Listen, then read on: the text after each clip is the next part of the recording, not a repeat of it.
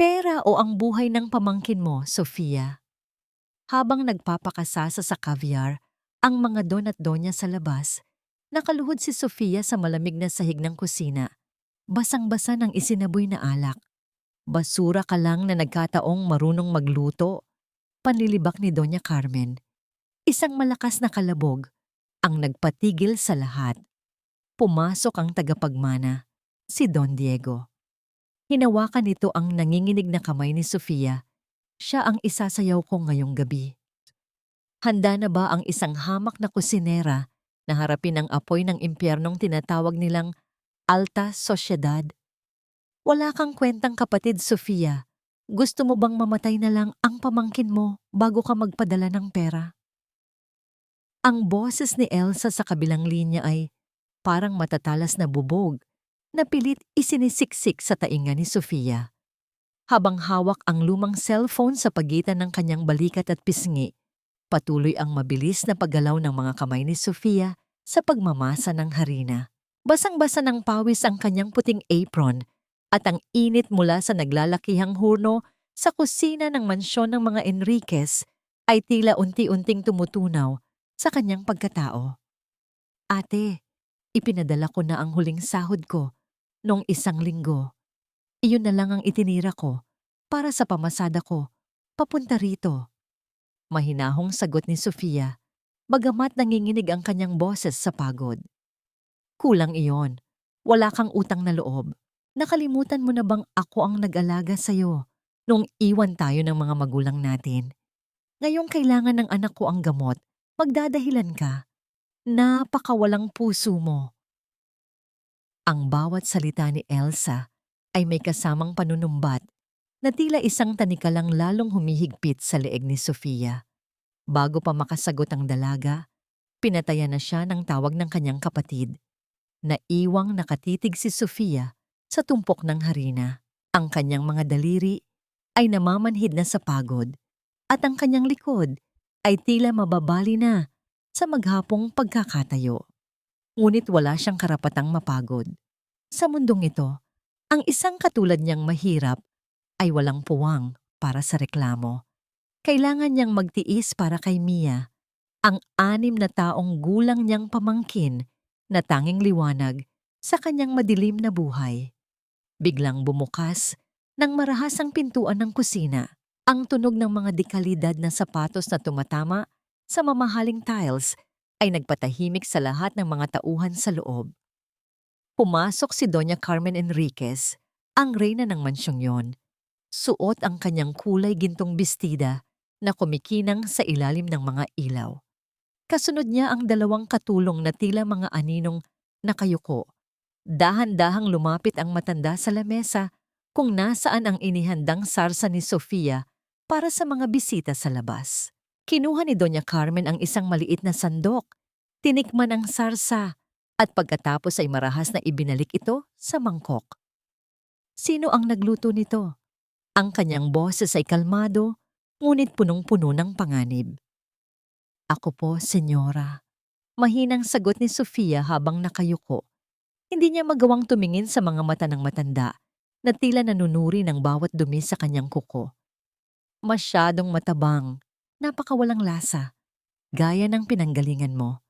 Panalait ni Doña Carmen habang dahan-dahang lumalakad, paikot kay Sofia.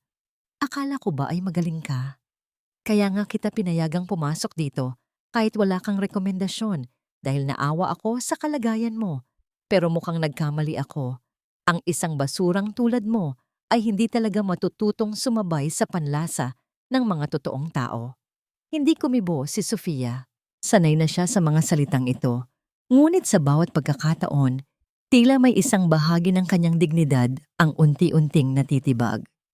Dahil sa kapabayaan mo, nasira ang gana ng mga bisita ko sa labas. Patuloy ni Doña Carmen. Kinuha niya ang isang baso ng mamahaling alak mula sa tray na hawak ng isang katulong. Sa isang iglap, nang walang babala, isinaboy niya ang mapulang likido sa muka at sa puting apron ni Sofia. Ang lamig ng alak ay tila naging apoy na humapdi sa balat ni Sofia. Ang mapulang mantsa ay kumalat sa kanyang dibdib. Mukhang marumi, mukhang talunan, Ang katahimikan sa kusina ay naging bingi. Ang tanging naririnig na lamang ni Sofia ay ang sarili niyang mabilis na paghinga at ang mabigat na tibok ng kanyang pusong tila gustong sumabog sa hiya. Linisin mo yan. At pagkatapos, umalis ka na. Ayaw ko nang makakita ng dumi sa pamamahay ko. Huling binitiwang salita ni Doña Carmen bago siya tumalikod ng may pagmamalaki. Dahan-dahang lumuhod si Sofia sa sahig upang pulutin ang mga piraso ng basong nabasag sa gulat ng isang katulong.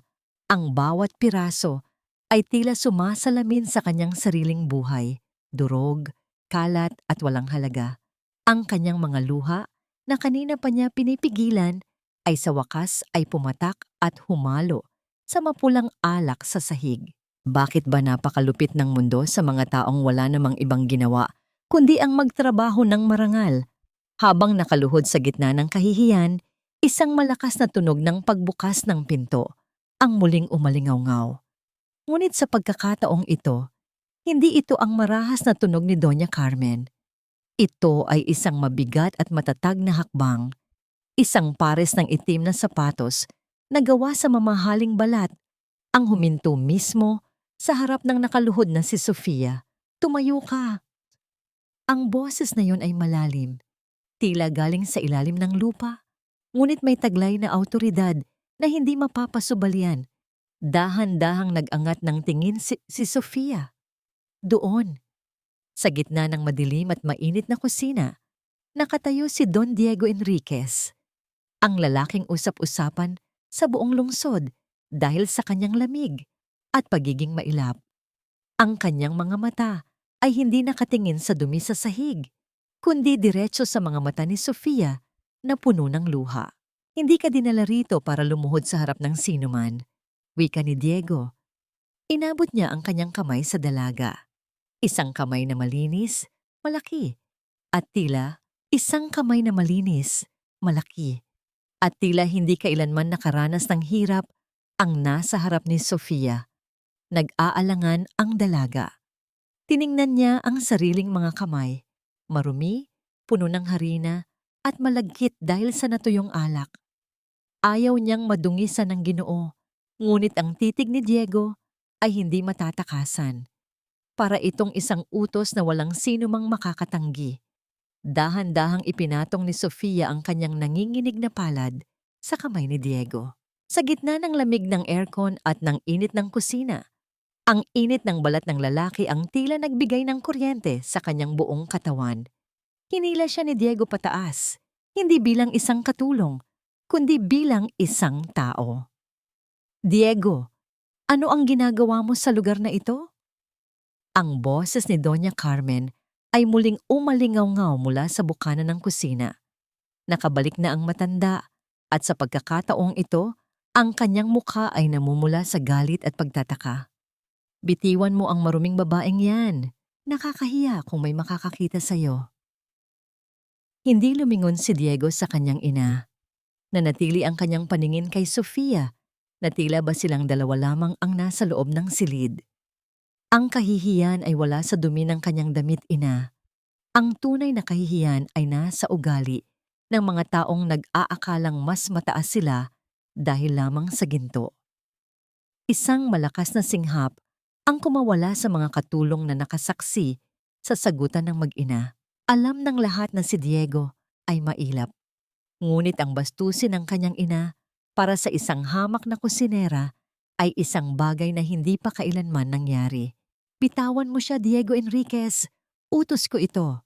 Sigaw ni Doña Carmen, ang kanyang mga hiya sa leeg ay tila sumasabay sa panginginig ng kanyang panga. Sa halip na sumunod, mas lalong hinigpitan ni Diego ang hawak sa kamay ni Sofia. Narinig ko ang sinabi mo kanina. Sabi mo, kailangang aliwin ang mga bisita sa labas dahil nasira ang kanilang gana? Isang mapait at nakakatakot na ngiti ang sumilay sa mga labi ni Diego. Kung gayon, bibigyan natin sila ng palabas na hindi nila makakalimutan. Bago pa makakilos si Sofia, hinila na siya ni Diego palabas ng kusina. Halos tumakbo ang dalaga upang makasabay sa malalaking hakbang ng Ginoo. Nadaanan nila ang mahabang pasilyo na puno ng mga mamahaling painting hanggang sa marating nila ang dambuhalang pintuan ng sulyapan o grand ballroom. Sa kabilang panig ng pinto, naririnig ang banayad na tugtog ng orkestra at ang tawanan ng mga mayayaman. Pawis na pawis si Sofia, basang-basa ng alak ang kanyang suot at punong-puno ng harina ang kanyang buhok. Pakiramdam niya ay isa siyang hayop na dadalhin sa gitna ng arena upang pagpiestahan. Don Diego, pakiusap. Huwag po. Mamamatay ako sa hiya. Bulong ni Sofia, ang kanyang mga mata ay nagsusumamo. Tumigil si Diego at tumingin sa kanya. Ang kanyang ekspresyon ay nanatiling matigas. Ngunit may isang bahagi ng kanyang mga mata ang tila nagpapakita ng isang malalim at lumang sugat. Huwag kang titingin sa kanila, Sofia. Sa akin ka lang tumingin. Sa isang malakas na pagtulak, bumukas ang dalawang malaking pinto. Ang liwanag mula sa mga kristal na chandelier ay tila sumugat sa mga mata ni Sofia. Biglang tumigil ang musika. Ang mga tawanan ay napalitan ng nakakabinging katahimikan. Lahat ng mga don at donya, suot ang kanilang mga terno at barong, ay sabay-sabay na lumingon. Naroon si Diego Enriquez, ang pinakamayamang tagapagmana sa bansa. Hawak ang kamay ng isang maruming kusinera na amoy alak at pawis. Isang matalas na bulungan ang nagsimulang kumalat sa silid. Parang lason na, unti-unting pumapatay sa hangin. Nakita ni Sofia sa malayo si Doña Carmen na kakarating lang. Ang mukha nito ay parang isang demonyong handang pumatay. Ngunit bago pa man makapagsalita ang sinuman, dinala ni Diego si Sofia sa gitna ng dance floor. Itinapat ni Diego ang kanyang kamay sa baywang ni Sofia, habang ang isa naman ay nanatiling mahigpit na nakahawak sa palad ng dalaga. Ang init ng kanyang katawan ay tila pilit na binubura ang lamig ng kahihiyan na nararamdaman ni Sofia. Magsimula na ang tugtog, utos ni Diego sa orkestra. Nagsimulang umalingaw-ngaw ang isang malungkot ngunit makapangyarihang kanta ng waltz. Sa pilitang iginalaw ni Diego si Sofia sa gitna ng sulyapan, ang bawat hakbang nila ay tila isang sampal sa lahat ng mga taong nanonood. Pakiramdam ni Sofia, bawat segundo ay isang taon ng pagdurusa. Nararamdaman niya ang mga mapanghusgang tingin na tila mga karayom na tumutusok sa kanyang balat. Bakit ito ginagawa ni Diego? Para ba talaga ito sa kanya? O ginagamit lamang siya nito upang saktan ang kanyang ina? Habang umiikot sila sa gitna ng sulyapan, naramdaman ni Sofia ang isang malalim na pagod. Hindi lang pagod ng katawan, kundi pagod ng kaluluwa. Tiningnan niya ang mga mata ni Diego at doon ay nakita niya ang isang bagay na mas nakakatakot kaysa sa galit ng mga tao sa paligid. Nakita niya ang isang lalaking wala nang pakialam kung masira man ang mundo, basta't makapaghiganti lamang. Tumigil ang musika sa isang malakas na nota. Hingal na hingal si Sofia, ang kanyang puso ay tila lalabas na sa kanyang dibdib. Sa gitna ng katahimikan, isang pamilyar na boses ang muling bumasag sa hangin. Tapos na ang laro, Diego, wika ni Doña Carmen habang naglalakad palapit sa kanila. Ang bawat tunog ng kanyang takong ay tila hatol ng kamatayan. At ikaw, babae, siguraduhin mong masarap ang huling hapunan na kakainin ng pamangkin mo mamaya. Dahil ito na ang huling perang matatanggap mo mula sa pamilyang ito. Nanlamig ang buong katawan ni Sofia. Ang kanyang pinakatatagong sikreto, ang kalagayan ni Mia, ay alam na ng matanda. Ang kamay ni Diego na nakahawak sa kanya ay tila biglang naging mabigat. Ano ang mas masakit? Ang mapahiya sa harap ng buong mundo? O ang malaman na ang tanging pag-asa mong iligtas, ang taong mahal mo, ay tuluyan ng naglaho dahil sa isang sayaw na hindi mo naman ginusto? Tumalikod si Sofia at tumakbo palabas ng sulyapan. Iniwan si Diego na nakatayo sa gitna ng entablado ng kahihiyan. Habang tumatakbo siya sa ilalim ng ulan sa labas ng mansyon, isang tanong ang paulit-ulit na umaalingaw-ngaw sa kanyang isipan. Saan na siya kukuha ng perang pambayad sa ospital ni Mia bukas? Layuan mo ang anak ko O sisiguraduhin kong sa kalsada mamatay ang pamangkin mo? Ang boses ni Doña Carmen ay parang isang malamig na hanging dumaan sa batok ni Sofia habang sila ay umiikot pa rin sa gitna ng dance floor. Ang bawat salita ng matanda ay may kasamang lason na unti-unting pumapatay sa natitirang tapang ng dalaga. Hindi man lang kumibo si Diego, ngunit naramdaman ni Sofia ang paghigpit ng hawak nito sa kanyang baywang. Ang kanyang mga mata ay nanatiling nakatitig sa kawalan, tila ba isang pader na hindi matitibag ng kahit anong banta.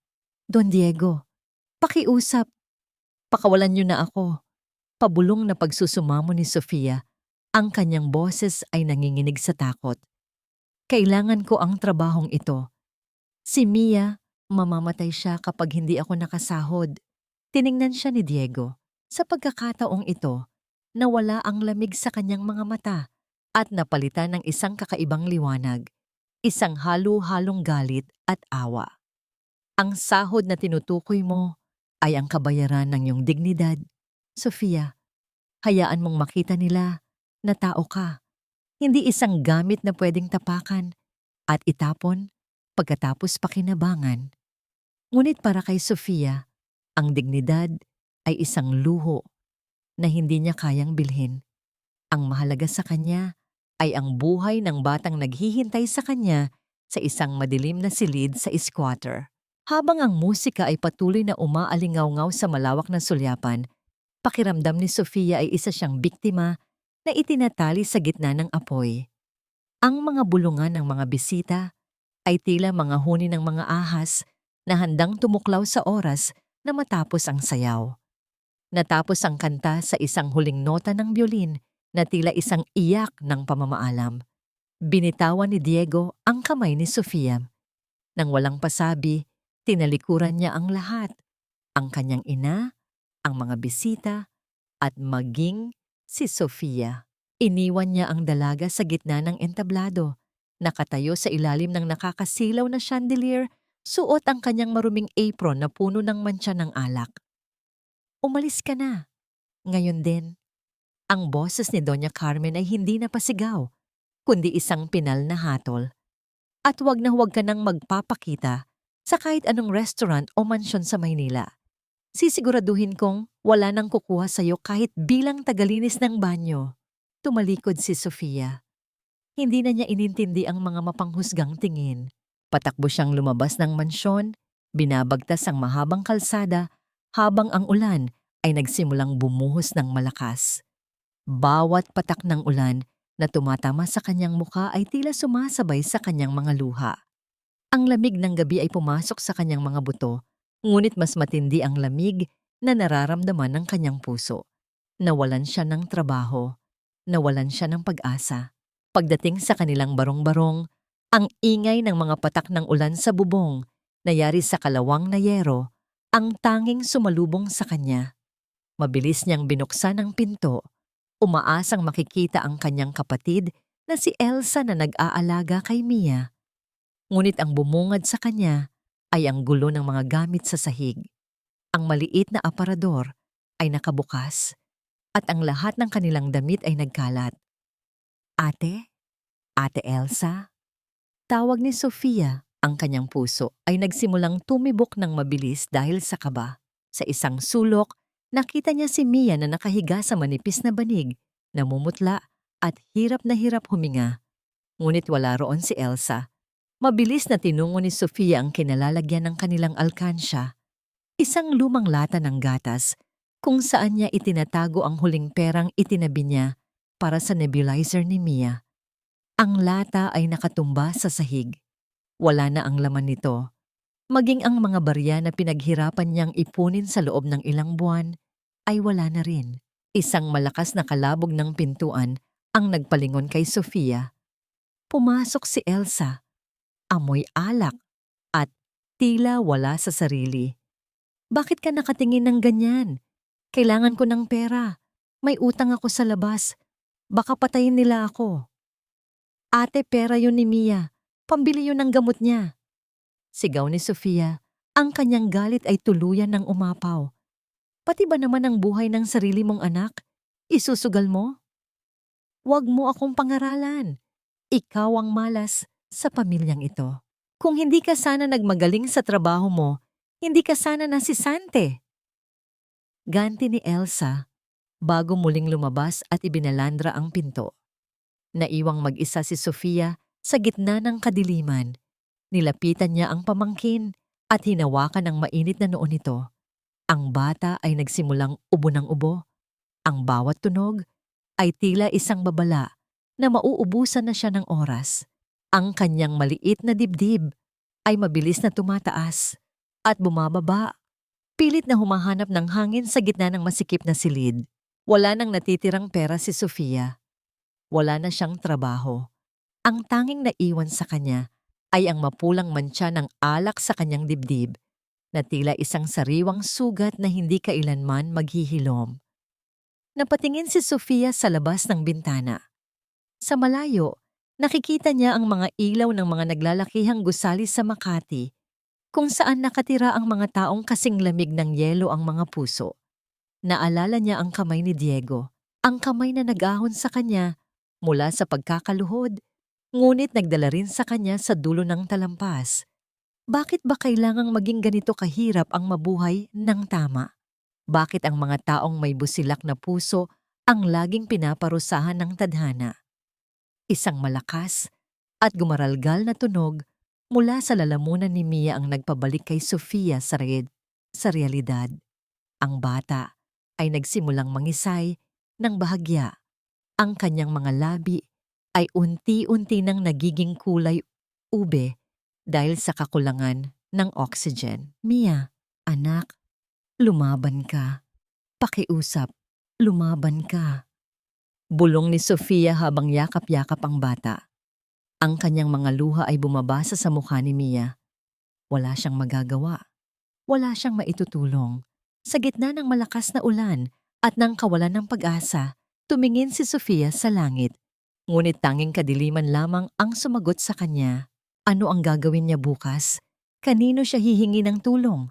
At higit sa lahat, makakaligtas pa ba si Mia hanggang sa pagsikat ng araw? Nurse, pakiusap.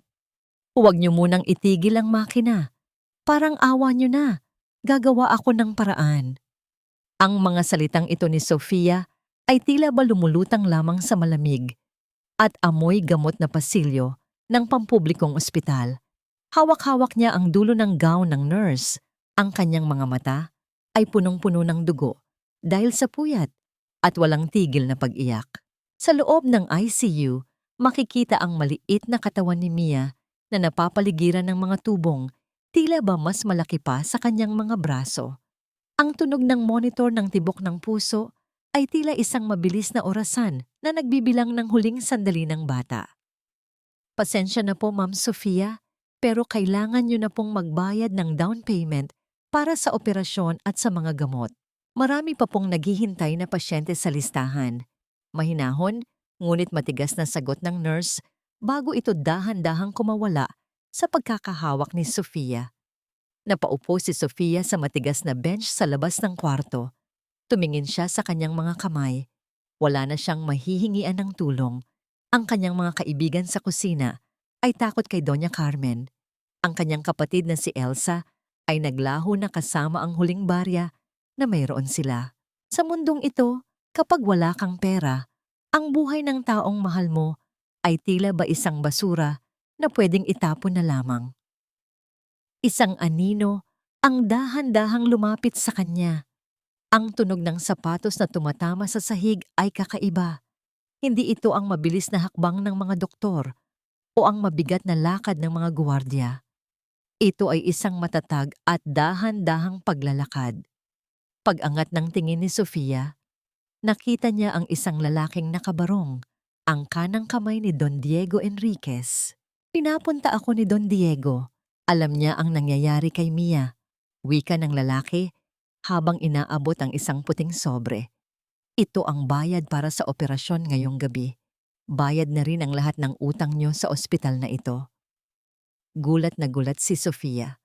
Ang kanyang unang reaksyon ay kuhanin ang sobre, ngunit tumigil siya. Walang bagay na libre sa mundong ito, lalo na kung galing ito sa isang Enriquez. Bakit? Ano ang kapalit nito? Hindi ito libre, Sofia, sagot ng lalaki. Dadalhin ka namin sa Hacienda de Dolores. Doon ka titira at magtatrabaho bilang personal na tagapagluto ni Don Diego. Sa loob ng 1 taon, hindi ka pwedeng umalis. Hindi ka pwedeng makipag-usap sa kahit na sino sa labas, kahit sa kapatid mo. Lahat ng kailangan ni Mia, kami ang bahala.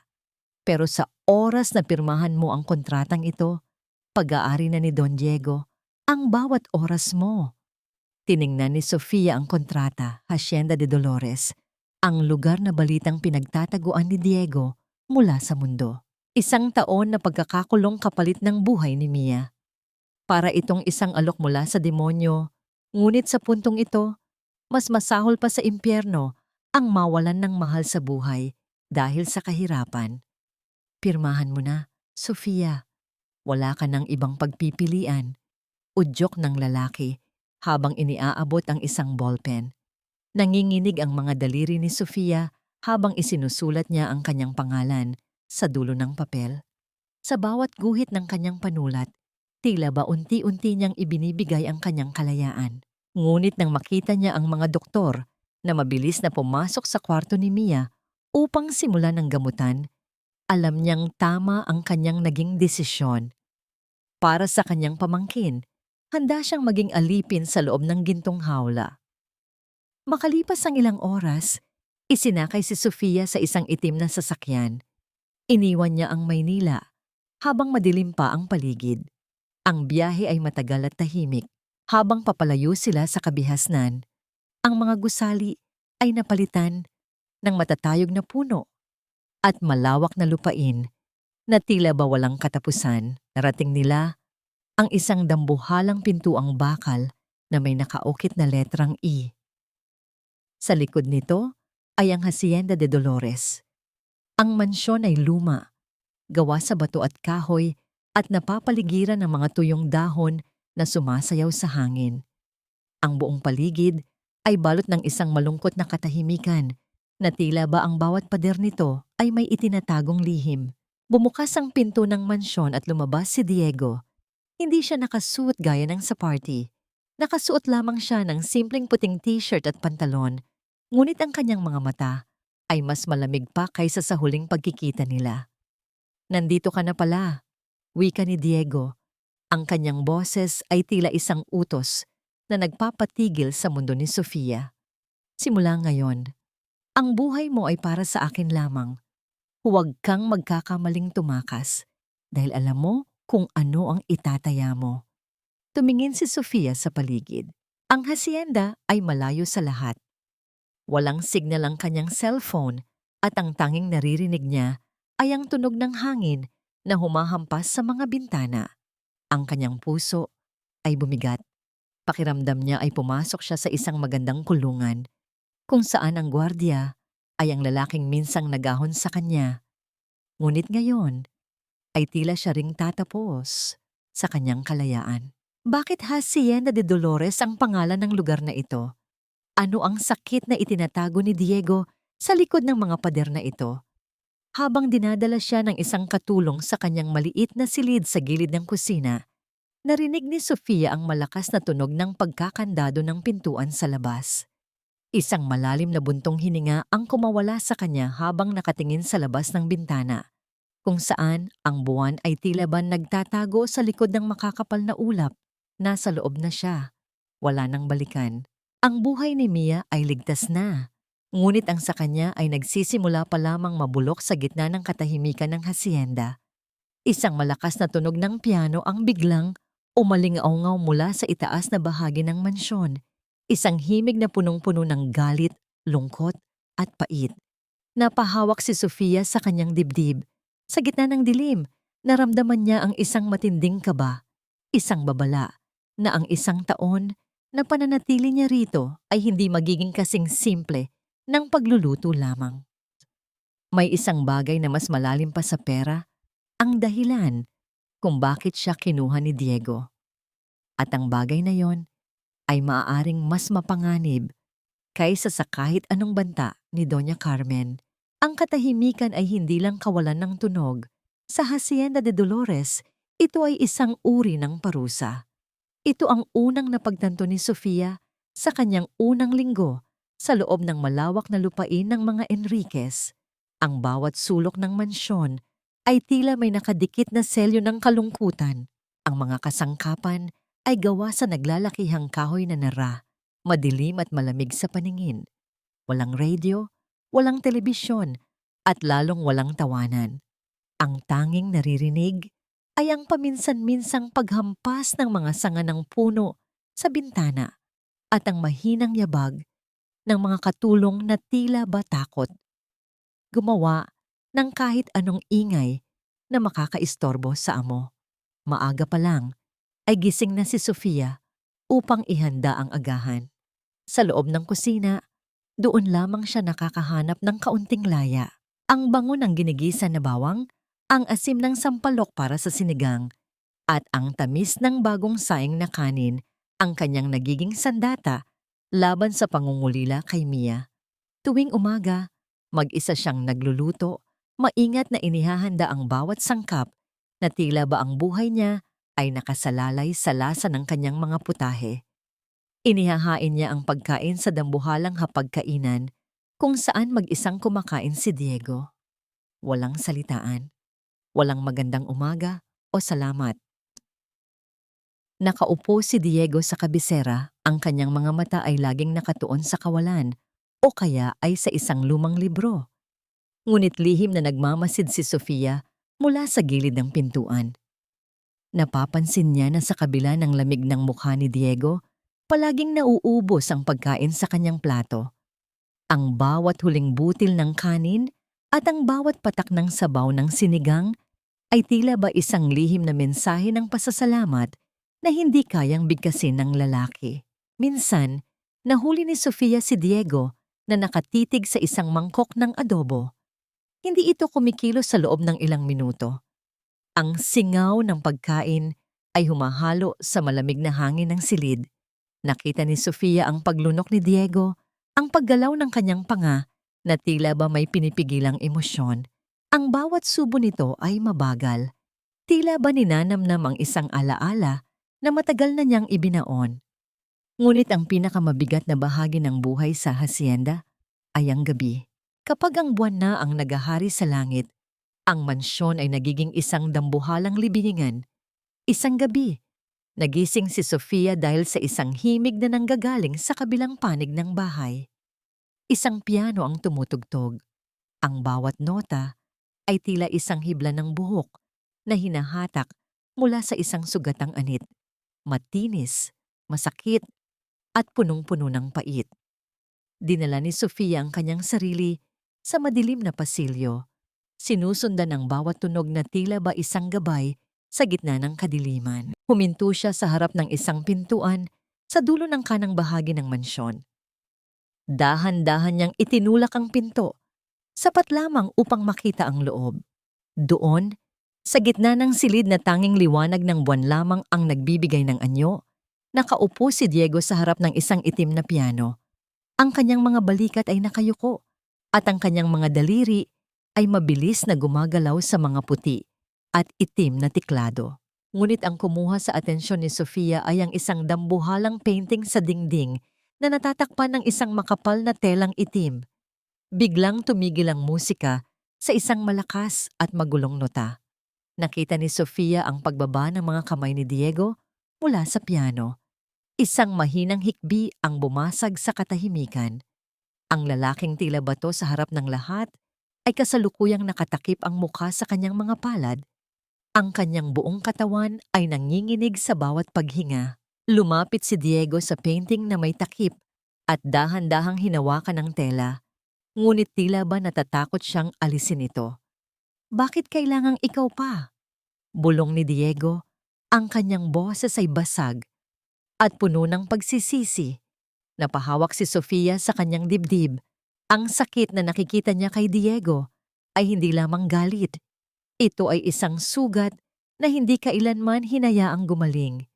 Naisipan niyang pumasok at hawakan ang balikat nito, ngunit alam niyang hindi siya dapat naroroon. Siya ay isang hamak na tagapagluto lamang, isang bilanggo ng kontrata. Dahan-dahan siyang bumalik sa kusina. Hindi siya makatulog. Sa halip nagpakulo siya ng gatas at naglabas ng bagong luto na pandesal. Inilagay niya ang mga ito sa isang maliit na tray. Bumalik siya sa tapat ng silid ni Diego. Inilapag ang tray sa sahig sa tabi ng pintuan at mabilis na naglakad palayo. Hindi niya kailangang magsalita. Hindi niya kailangang magtanong. Sa mundong ito ng mga Enriquez, ang pagkalinga ay maipapakita lamang sa paraang tahimik at hindi nakakasakit. Kinaumagahan maagang nagpunta si Sofia sa tapat ng silid ni Diego upang kunin ang tray. Nakita niyang wala na ang baso ng gatas at ang tinapay. Ngunit sa tabi ng walang laman na baso ay may isang maliit na piraso ng papel. Kinuha ni Sofia ang papel at binasa ang nakasulat sa isang matigas at mabilis na sulat kamay. Huwag ka nang maglalakad-lakad sa gabi. Ang dilim ay hindi para sa mga taong tulad mo. Nanlamig si Sofia. Hindi niya alam kung ito ay isang banta o isang babala. Ngunit habang tinitingnan niya ang bawat letra sa papel, naramdaman niya ang isang kaba sa kanyang sikmura. Ang dilim ba na tinutukoy ni Diego ay ang gabi? O ang sarili nitong pagkatao na tila ba unti-unting lumalamon sa lahat ng lumalapit sa kanya? Habang naghahanda siya ng almusal, narinig niya ang tunog ng isang sasakyan na dumarating sa harap ng mansyon. Isang tunog na hindi niya inaasahan dahil ang hasyenda ay dapat na isang lihim na lugar. Ang tunog ng pagbusina ay tila isang hiyaw na gumigising sa lahat ng mga multo ng nakaraan na pilit na ibinabaon sa katahimikan. Ang ulan ay hindi humihinto sa pagbuhos, tila ba isang laksang luha na pilit na ibinubuhos ng langit sa malawak na lupain ng Hacienda de Dolores. Kasabay ng isang malakas na kulog na yumanig sa buong mansyon, biglang namatay ang lahat ng ilaw. Ang bawat sulok ng bahay ay binalot ng isang makapal at nakakatakot na kadiliman. Sa loob ng kusina, napasandal si Sofia sa pader. Ang kanyang mga kamay ay nanginginig habang pilit na kinakapa ang anumang bagay na pwedeng magbigay ng liwanag. Sa gitna ng katahimikan, isang maliit at kumukurap-kurap na liwanag ng kandila ang dahan-dahang lumapit mula sa pasilyo. Nakita ni Sofia ang anyo ni Diego. Hawak ang isang pilak na kandelabra. Ang liwanag ng apoy ay sumasayaw sa kanyang matitigas na facial features na nagbibigay ng isang misteryoso ngunit nakakalunod na pakiramdam. Bakit ka narito sa dilim? Akala ko ba ay natutulog ka na? Tanong ni Diego. Ang kanyang boses ay mas malambot kaysa sa karaniwan. Natatakot po ako sa dilim, Don Diego. Mula pa noong bata ako, pakiramdam ko ay may humahabol sa akin kapag walang ilaw. Pag-amin ni Sofia, ang kanyang boses ay halos pabulong na lamang. Naupo si Diego sa isa sa mga silya sa kusina at itinuro ang tapat nito. Maupo ka. Hindi tayo makakaakyat sa itaas hanggat hindi tumitigil ang malakas na hangin. Baka may bumagsak na puno sa tapat ng generator. Sa ilalim ng mahinang liwanag ng kandila, tila ba nawala ang distansya sa pagitan ng isang amo at isang katulong. Sinimulan ni Sofia ang pagkukwento tungkol sa kanyang kabataan, ang hirap ng buhay sa probinsya, ang maagang pagpanaw ng kanyang mga magulang at ang mabigat na pasanin ng utang na loob kay Elsa. Minsan, pakiramdam ko ay wala na akong sariling buhay, Don Diego. Ang bawat piso na kinikita ko, ang bawat hininga ko, ay para sa kanila. Pero kahit anong gawin ko, parang hindi pa rin sapat. Ani Sofia, habang pinaglalaruan ang dulo ng kanyang apron, tumingin si Diego sa kanya ng matagal. Alam ko ang pakiramdam na yan, Sofia. Ang mabuhay para sa pangalan ng pamilya, para sa dangal na hindi naman ikaw ang gumawa. Sa loob ng 15 taon, naging isang makina lang ako. Ginagawa ko ang lahat para lang hindi ako maramdaman ng mundo. Pero sa huli, ang katahimikan pala ang pinakamalakas na ingay na sisira sa'yo. Isang biglang pagliwanag ng langit dahil sa kidlat ang tumama sa bintana na sinundan ng isang nakayanig pader na dagundong. Sa gulat ni Sofia, napaatras siya at muntik nang mahulog mula sa silya. Mabilis na kumilos si Diego. Inabot niya ang mga braso ni Sofia at hinila ito papalapit sa kanya upang hindi ito tuluyang bumagsak. Nagtagpo ang kanilang mga mata. Malapit na malapit. Nararamdaman ni Sofia ang mainit na hininga ni Diego sa kanyang pisngi. Ang amoy ng lalaki, isang halo-halo ng amoy ng ulan, mamahaling tabako at lumang kahoy ay tila ba isang lason na dahan-dahang nagpapahina sa kanyang tuhod. Ang tibok ng puso ni Sofia ay naging kasing bilis ng mga patak ng ulan sa labas. Ito ang tinatawag nilang kilig. Isang pakiramdam na akala ni Sofia ay matagal na niyang kinalimutan sa gitna ng hirap ng buhay. Dahan-dahang itinaas ni Diego ang kanyang kamay. Ang kanyang mga daliri ay marahang dumapo sa noo ni Sofia. Iniaalis ang mga langkit na buhok na nabasa ng pawis. Ang bawat haplos niya ay puno ng pag-iingat, na tila ba natatakot siyang mabasag ang dalaga. Huwag kang matakot, Sofia. Habang narito ka sa hasyenda, walang makakasakit sa'yo, kahit ang dilim, bulong ni Diego. Sa isang saglit, nang muling kumidlat, napansin ni Sofia ang isang mahaba at tila pilat na sugat sa kanang braso ni Diego, mula sa siko hanggang sa pulso. Isang sugat na tila ba nakuha sa isang malagim na pangyayari. Ngunit bago pa siya makapagtanong, dahan-dahang lumayo si Diego, tila ba nagising mula sa isang panaginip. Magpahinga ka na. Bukas marami pang trabaho. Matigas na wika ni Diego bago tumayo at iwanan ang kandila sa lamesa. Kinabukasan, maagang nagising si Sofia. Maaliwalas ang langit at tila ba walang nangyaring bagyo kagabi. Ngunit habang naghahanda siya ng kape, isang tunog ng mabilis na sasakyan ang bumasag sa katahimikan ng hasyenda. Hindi ito ang sasakyan ni Diego. Ito ay isang kulay itim na Mercedes na huminto mismo sa harap ng pintuan. Bumukas ang pinto ng sasakyan at lumabas ang isang matandang babae na may suot na itim na belo at matutulis na takong. Ang bawat hakbang nito sa semento ay tila ba isang tunog ng hatol. Lumabas ang matandang tagapamahala ng hasyenda, si Manong Jose, at mabilis na tumakbo papasok sa mansyon. Senyorito, Don Diego, ang senyora, si Doña Carmen ay nandito na. Ang nanginginig na tawag ni Manong Jose, nanlamig ang buong katawan ni Sofia. Ang baso ng kape na hawak niya ay muntik ng malaglag. Narito na ang babaeng naging mitya ng kanyang kahihiyan sa Maynila. At sa pagkakataong ito, wala siyang ibang matataguan kundi ang mga pader ng hasyenda na tila ba biglang naging mas masikip. Ang tunog ng mga takong ni Doña Carmen ay papalapit na sa kusina. Bawat segundo ay tila ba isang habambuhay na paghihintay para sa isang bagong unos na sisira sa kapayapaang pilit na binubuo ni Sofia sa gitna ng katahimikan. Ang bawat tunog ng matutulis na takong ni Doña Carmen sa sahig ay tila ba isang tibok ng puso na papatapos na. Hindi na nagawang ilapag ni Sofia ang basong hawak niya. Nanatili siyang nakatayo sa gitna ng kusina. Ang kanyang buong katawan ay tila naging yelo habang pinapanood ang pagpasok ng matandang babae. Doña Carmen Enriquez, ang babaeng nagpabuhos ng alak sa kanyang mukha sa Maynila, ay narito na ngayon sa Hacienda de Dolores. Ang kanyang suot na itim na bestida ay tila ba isang anino na nagdadala ng kamatayan sa munting kapayapaang nahanap ni Sofia. So totoo nga ang balita. Dinala ka nga rito ng anak ko para maging parausan niya sa gitna ng bukid na ito.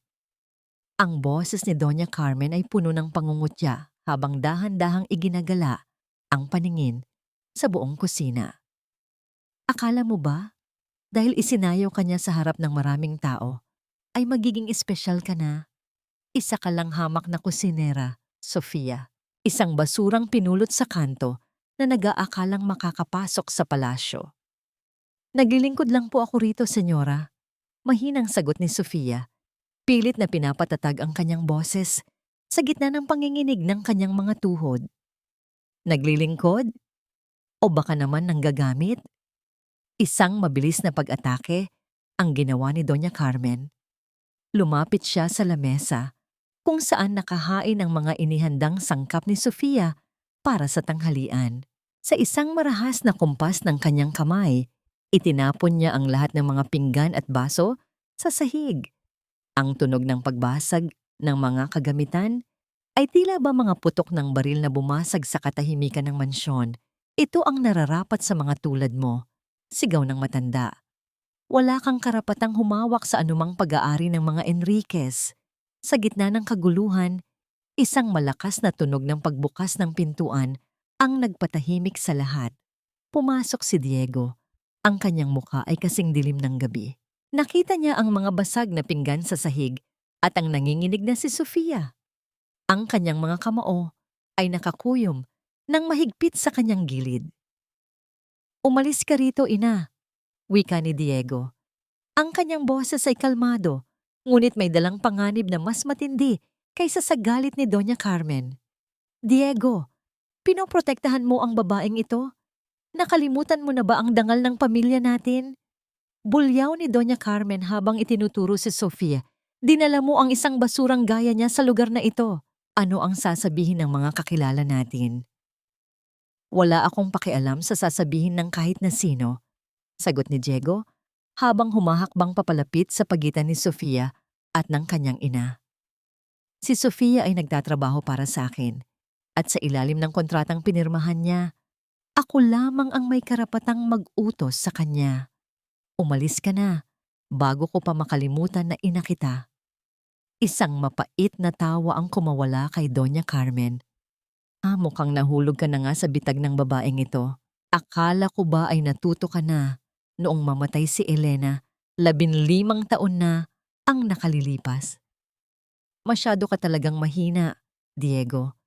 Masyado kang madaling mauto ng mga babaeng dukha na tanging pera lang ang habol sa'yo. Sa pagbanggit ng pangalang Elena, tila ba tumigil ang mundo ni Diego. Nakita ni Sofia ang biglang pagputla ng mukha ng lalaki.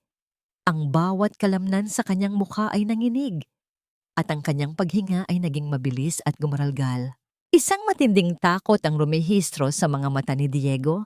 Isang takot na tila ba nanggagaling sa isang malagim na alaala na pilit niyang ibinabaon. "Huwag mong babanggitin ang pangalan niya," tiyaw-taw ni Diego, habang ang kanyang kamay ay napahawak sa kanyang dibdib.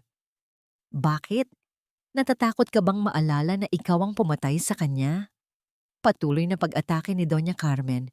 Tila ba nag-e-enjoy sa nakikitang paghihirap ng kanyang sariling anak. "Gusto mo bang mangyari rin sa babaeng ito ang nangyari kay Elena? Gusto mo bang maging mitya na naman ang kamatayan ng isang tao dahil sa katangahan mo?" Hindi na nakasagot si Diego. Unti-unti siyang napaupo sa silya, hawak-hawak ang kanyang ulo sa gitna ng isang matinding panic attack. Ang kanyang boses ay nawala at tanging ang mabilis at kapos na paghinga na lamang ang naririnig sa buong kusina. "Tingnan mo ang sarili mo, Diego. Napakahina mo." Huling wika ni Doña Carmen bago siya tumalikod ng may pagmamalaki, iniwan ang kanyang anak na durog at wasak sa gitna ng kusina. Mabilis na lumapit si Sofia kay Diego. Hindi siya natakot sa galit ng matanda o sa gulo sa paligid. Ang tanging mahalaga sa kanya ay ang lalaking kasalukuyang naghihirap sa kanyang harap. Lumuhod si Sofia sa tabi ni Diego at dahan-dahang niyakap ito mula sa likod. Ipinatong niya ang kanyang ulo sa balikat ni Diego. Pilit na ibinibigay ang lahat ng lakas na mayroon siya. "Nandito lang ako, Don Diego. Huminga ka lang ng malalim. Pakiusap, huminga ka." Bulong ni Sofia habang ang kanyang mga luha ay nagsisimulang pumatak sa likod ng damit ng lalaki. Naramdaman ni Sofia ang unti-unting pagbagal ng tibok ng puso ni Diego sa ilalim ng kanyang mga kamay. Ang panginginig ng lalaki ay dahan-dahang humupa. Sa gitna ng katahimikan, naramdaman ni Sofia ang paghawak ni Diego sa kanyang mga braso na nakayakap sa kanya. Isang mahigpit na pagkakahawak na tila ba ang dalaga na lamang ang tanging bagay na nagpapanatili sa kanya sa realidad. "Salamat, Sofia. Mahinang bulong ni Diego. Ang boses ay puno ng pagod at sugat. Habang tinutulungan ni Sofia na tumayo si Diego, napansin niya ang isang itim na bagay na nakasalit sa ilalim ng lamesa. Isang cellphone na tila ba sadyang iniwan ng isa sa mga gwardiya ni Doña Carmen sa gitna ng kaguluhan. Mabilis itong pinulot ni Sofia at itinago sa loob ng kanyang bulsa bago pa man ito makita ni Diego. Sa labas, narinig nila ang tunog ng paalis na sasakyan ni Doña Carmen. Ang unos ay pansamantalang lumipas, ngunit alam ni Sofia na ang narinig niyang pangalan, Elena, ay ang susi sa lahat ng sakit na itinatago ni Diego. At ang cellphone na nasa kanyang bulsa ay maaring naglalaman ng mga sagot na hindi kailanman kayang sabihin ng sino man sa loob ng hasyenda. Isang mensahe ang biglang nag-vibrate mula sa cellphone na hawak ni Sofia. Ang screen ay umilaw sa gitna ng kanyang bulsa na nagpapahiwatig na ang panganib ay hindi pa tapos. Ang lihim ng nakaraan ay nagsisimula na ring kumatok sa pintuan ng kasalukuyan. Matapos ang bagyong iniwan ni Doña Carmen sa loob ng kusina, ang bawat hininga sa loob ng mansyon ay tila naging mabigat at mahapdi. Nanatiling nakaupo si Diego sa silya, ang kanyang mga kamay ay nakapatong sa lamesa. Nanginginig pa rin ang mga daliri na tila ba may hinahanap na sandigan. Hindi lumayo si Sofia, nanatili siyang nakatayo sa tabi nito. Ang kanyang presensya ay tila isang tahimik na bantay sa gitna ng naghihingalong katahimikan. I'm sorry, Sofia. Hindi mo dapat naranasan ang lahat ng ito. Mahinang wika ni Diego. Ang kanyang boses ay tila nanggagaling sa kailaliman ng isang madilim na balon. Wala po kayong dapat ihingi ng paumanhin, Don Diego. Mas nag-aalala po ako sa inyo, sagot ni Sofia. Dahan-dahang iniaabot ang isang baso ng maligamgam na tubig. Tumingin si Diego sa kanya at sa unang pagkakataon, nakita ni Sofia ang buong anyo ng pighati sa mga mata ng lalaki. Hindi ito ang Don Diego na kinatatakutan ng lahat. Ito ay isang sugatang tao na matagal nang naghahanap ng mapagtataguan. Dahan-dahang tumayo si Diego at hinawakan ang braso ni Sofia. Sumunod ka sa akin. Gusto kong makita mo kung bakit ako naging ganito, utos ni Diego. Dinala ni Diego si Sofia sa dulo ng kanang bahagi ng mansyon, sa tapat ng pintuang laging nakakandado. Gamit ang isang lumang susi, narinig ang pagpihit ng mekanismo at ang pagbukas ng mabigat na pinto. Ang loob ng silid ay amoy alikabok at tuyong rosas. Ang bawat kagamitan ay natatakpan ng puting tela, na tila ba mga multong naghihintay na magising. Lumapit si Diego sa malaking painting na kanina lamang ay tinatakpan ng itim na tela. Sa isang marahas, ngunit maingat na kumpas, hinila niya ang takip. Isang napakagandang babae ang bumungad sa kanila. Si Elena. Mayroon itong mga matang puno ng buhay at isang nangiting tila ba kayang tunawin ang kahit anong lamig. Siya si Elena. 15 taon na ang nakalilipas, binalak naming tumakas. Ayaw ni ina sa kanya dahil katulad mo, siya ay galing din sa hirap. Sabi ko sa kanya, sapat na ang pag-ibig namin para mabuhay. Pagkukwento ni Diego, ang kanyang mga mata ay nakatuon sa painting habang ang kanyang gunita ay bumabalik sa nakaraan. Isang gabi, sumakay kami sa kotse. Ngunit sa gitna ng daan, nawalan ng preno ang sasakyan. Nahulog kami sa bangin. Ako ang nagmamaneho, Sofia. Ako ang dapat na nagligtas sa kanya. Pero ako ang naging mitya ng kanyang kamatayan. Itinaas ni Diego ang kanyang kanang braso at ipinakita ang mahabang pilat na kanina ay napansin ni Sofia.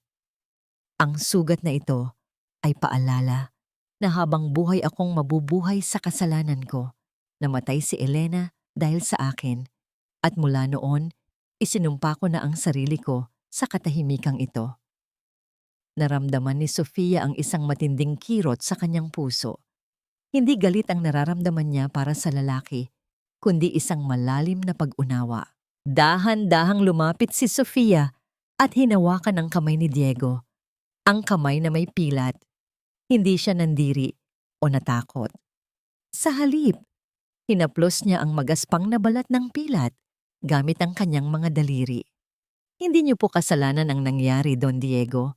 Ang aksidente ay aksidente. Ang pinakamasakit na bilangguan ay ang ating sariling isipan, bulong ni Sofia. Ang kanyang boses ay tila isang banayad na himig na nagpapatahan sa isang batang nananaginip ng masama. 15 taon na kayong nagpaparusa sa sarili niyo. Hindi ba niyo naiisip na baka mas malulungkot si Elena kung makikita niyang ganito ang nangyari sa buhay niyo? Tumingin si Diego kay Sofia, ang kanyang mga mata ay nagsimulang magtubig. Ang matigas na pader na itinayo niya sa loob ng mahabang panahon ay tila ba unti-unting natitibag ng init ng palad ng dalaga. Dahan-dahang inilapit ni Diego ang kanyang mukha kay Sofia. Ipinatong niya ang kanyang noo sa noo ng dalaga. Ang kanilang mga hininga ay naghahalo sa gitna ng malamig na silid. Bakit pakiramdam ko, sa tuwing tinitingnan kita, ay unti-unting nababawasan ang bigat? Tanong ni Diego. Ang kanyang boses ay puno ng pagtataka at kaba. Dahil tao lang po kayo, Don Diego. At ang bawat tao ay kailangan ng karamay sa gitna ng dilim. Sagot ni Sofia. Sa sandaling iyon, ang Hacienda de Dolores ay hindi na naging isang lugar ng parusa. Ang bawat alikabok sa silid ay tila ba naging mga bituin na nagbibigay ng liwanag. Ang distansya sa pagitan nila ay naglaho. At ang tanging nanatili ay ang dalawang pusong parehong sugatan, pilit na humahanap ng kagalingan sa isa't isa. Hindi ito isang paghalik, kundi isang pangako ng pag-asa. Isang fade to black na sandali ng tunay na koneksyon. Dahan-dahang lumayo si Diego, ang kanyang mukha ay may bakas na ng isang maliit na nangiti. Kinuha niya ang isang puting tela at dahan-dahang pinunasan ang mukha ng painting ni Elena. Tila ba ito ang kanyang paraan ng paghingi ng paumanhin at pagpapaalam. Salamat, Sofia. Sa unang pagkakataon, pakiramdam ko ay nakahinga ako. Wika ni Diego. Ngunit habang pabalik sila sa kusina, naramdaman ni Sofia ang bigat ng cellphone sa kanyang bulsa. Naalala niya ang mensaheng pumasok kanina. Sa gitna ng bagong silang na pag-asa sa pagitan nila ni Diego, may isang malagim na katotohanan pa rin na nakatago sa loob ng gadget na yon. Isang katotohanang maaaring sumira sa lahat ng muling binubuo ni Diego. Pumasok si Sofia sa kanyang maliit na silid at isinara ang pinto. Inilabas niya ang cellphone. Ang screen ay maliwanag pa rin, naghihintay na buksan ang isang file na may pamagat na lihim ng Enriquez. Dapat ba niyang buksan ito? Dapat ba niyang malaman ang katotohanang maaaring magpabago sa tingin ni Diego sa kanyang sariling ina? O mas mabuting manatili na lamang sa katahimikan upang maprotektahan ang kapayapaang kasisimula pa lamang? Ang bawat tibok ng puso ni Sofia ay tila ba isang babala. Ang mga sugat na itinago ni Diego ay malalim, ngunit ang sugat na malapit ng mabuksan ay maaaring mas malala pa sa kamatayan. Ang katotohanan ay parang isang patalim na mas masakit pa kaysa sa kasinungalingan, lalo na kung ito ay galing sa taong dapat ay nagpoprotekta sa iyo. Sa loob ng kanyang maliit na silid, tanging ang mahinang liwanag mula sa screen ng cellphone ang nagbibigay ng anyo sa mukha ni Sofia. Ang kanyang hininga ay mababaw at mabilis, habang ang kanyang mga daliri ay nanginginig sa ibabaw ng gadget. Alam niyang ang bawat segundo ng pag-aalinlangan ay lalong nagpapabigat sa kanyang kalooban. Gamit ang kanyang hinala, sinubukan niyang ipasok ang petsa ng kaarawan ni Diego bilang password. Isang mahinang tunog ng pagbukas ng system ang narinig, at ang wallpaper ng cellphone ay bumungad sa kanya. Isang larawan ng Hacienda de Dolores noong ito ay puno pa ng bulaklak. Mabilis na hinanap ni Sofia ang folder ng mga recording. Doon, nakita niya ang isang file na may petsang 15 taon na ang nakalilipas, ang gabi ng aksidenteng pumatay kay Elena. Pinindot niya ang play button. Ang boses na lumabas mula sa speaker ay garalgal at may kasamang tunog ng malakas na hangin, ngunit malinaw na malinaw ang boses ni Doña Carmen. Siguraduhin mong hindi na makakarating sa dulo ng kalsada ang sasakyang iyon. Ang utos ni Doña Carmen sa recording, ang kanyang boses ay kasing lamig ng yelo. Putulin mo ang kable ng preno. Hindi ko hahayaang sirain ng isang hampas lupa ang kinabukasan ng anak ko. Gawin mong mukhang aksidente at walang dapat makaalam na galing sa akin ang utos na ito. Napahawak si Sofia sa kanyang bibig upang pigilin ang isang malakas na hiyaw. Ang bawat salita ay tila ba isang saksak sa kanyang puso. Ang aksidenteng ikinamatay ni Elena, ang sugat sa braso ni Diego, at ang 15 taon na pagkakakulong ng lalaki sa sarili itong pighati. Lahat ng yon ay plano ng sarili nitong ina. Hindi si Diego ang pumatay kay Elena, si Doña Carmen ang tunay na may sala. Diyos ko, Diego! Bulong ni Sofia, ang kanyang mga luha ay mabilis na pumatak sa screen ng cellphone. Naisip ni Sofia ang mukha ni Diego sa tuwing tinitingnan nito ang painting ni Elena. Ang labis na pagsisisi na tila ba isang laso na dahan-dahang pumapatay sa kanya araw-araw. Paano niya sasabihin sa lalaki na ang ina na kanyang iginagalang ay isang mamamatay tao? Paano niya ipapaliwanag na ang lahat ng sakit na kanyang naramdaman ay bunga lamang ng isang malupit na manipulasyon? Ngunit bago pa man makapag-isip ng susunod na hakbang si Sofia, biglang nag-vibrate ang cellphone sa kanyang kamay. Isang video call ang pumasok. Ang pangalan sa screen ay Senyora. Sa takot na baka may mangyaring masama, sinagot ni Sofia ang tawag.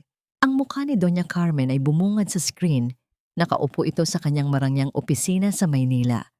Ngunit ang kanyang mga mata ay puno ng matinding galit. Alam kong nasa iyo ang cellphone na yan, Sofia, wika ni Doña Carmen. Ang bawat salita ay tila ba may dalang kamandag. At alam ko ring narinig mo na ang lahat. Huwag kang magkakamaling ipakita yan kay Diego kung gusto mo pang makitang humihinga ang kapatid mo at ang anak nito. Ipiniwit ni Doña Carmen ang kamera ng kanyang cellphone. Doon, sa isang madilim at masikip na kwarto sa loob ng ospital, nakita ni Sofia si Elsa na nakatali ang mga kamay at si Mia na mahimbing na natutulog, ngunit may isang gwardiyang nakatayo sa tabi ng oxygen tank ng bata.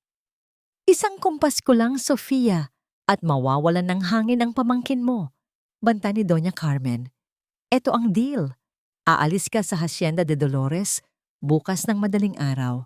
Mag-iiwan ka ng sulat kay Diego na sasabihin mong ginamit mo lang siya para sa pera. Magnanakaw ka ng isang mahalagang bagay sa kanya upang maniwala siyang isa ka talagang kriminal.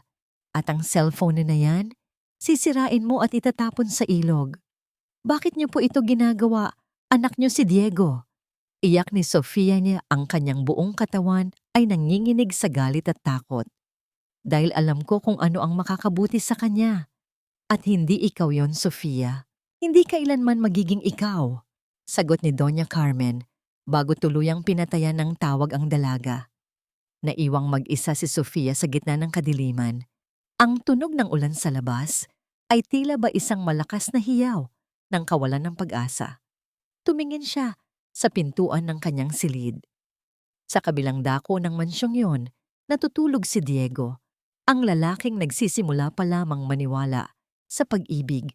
Ang lalaking sa unang pagkakataon, sa loob ng 15 taon ay nakaramdam ng kapayapaan sa piling niya.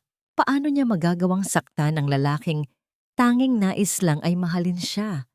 Ngunit paano niya itataya ang buhay ni Mia, ang munting anghel na tanging dahilan kung bakit siya bumabangon sa bawat araw? Ito ang pinakamabigat na sakripisyo na kailangang gawin ni Sofia.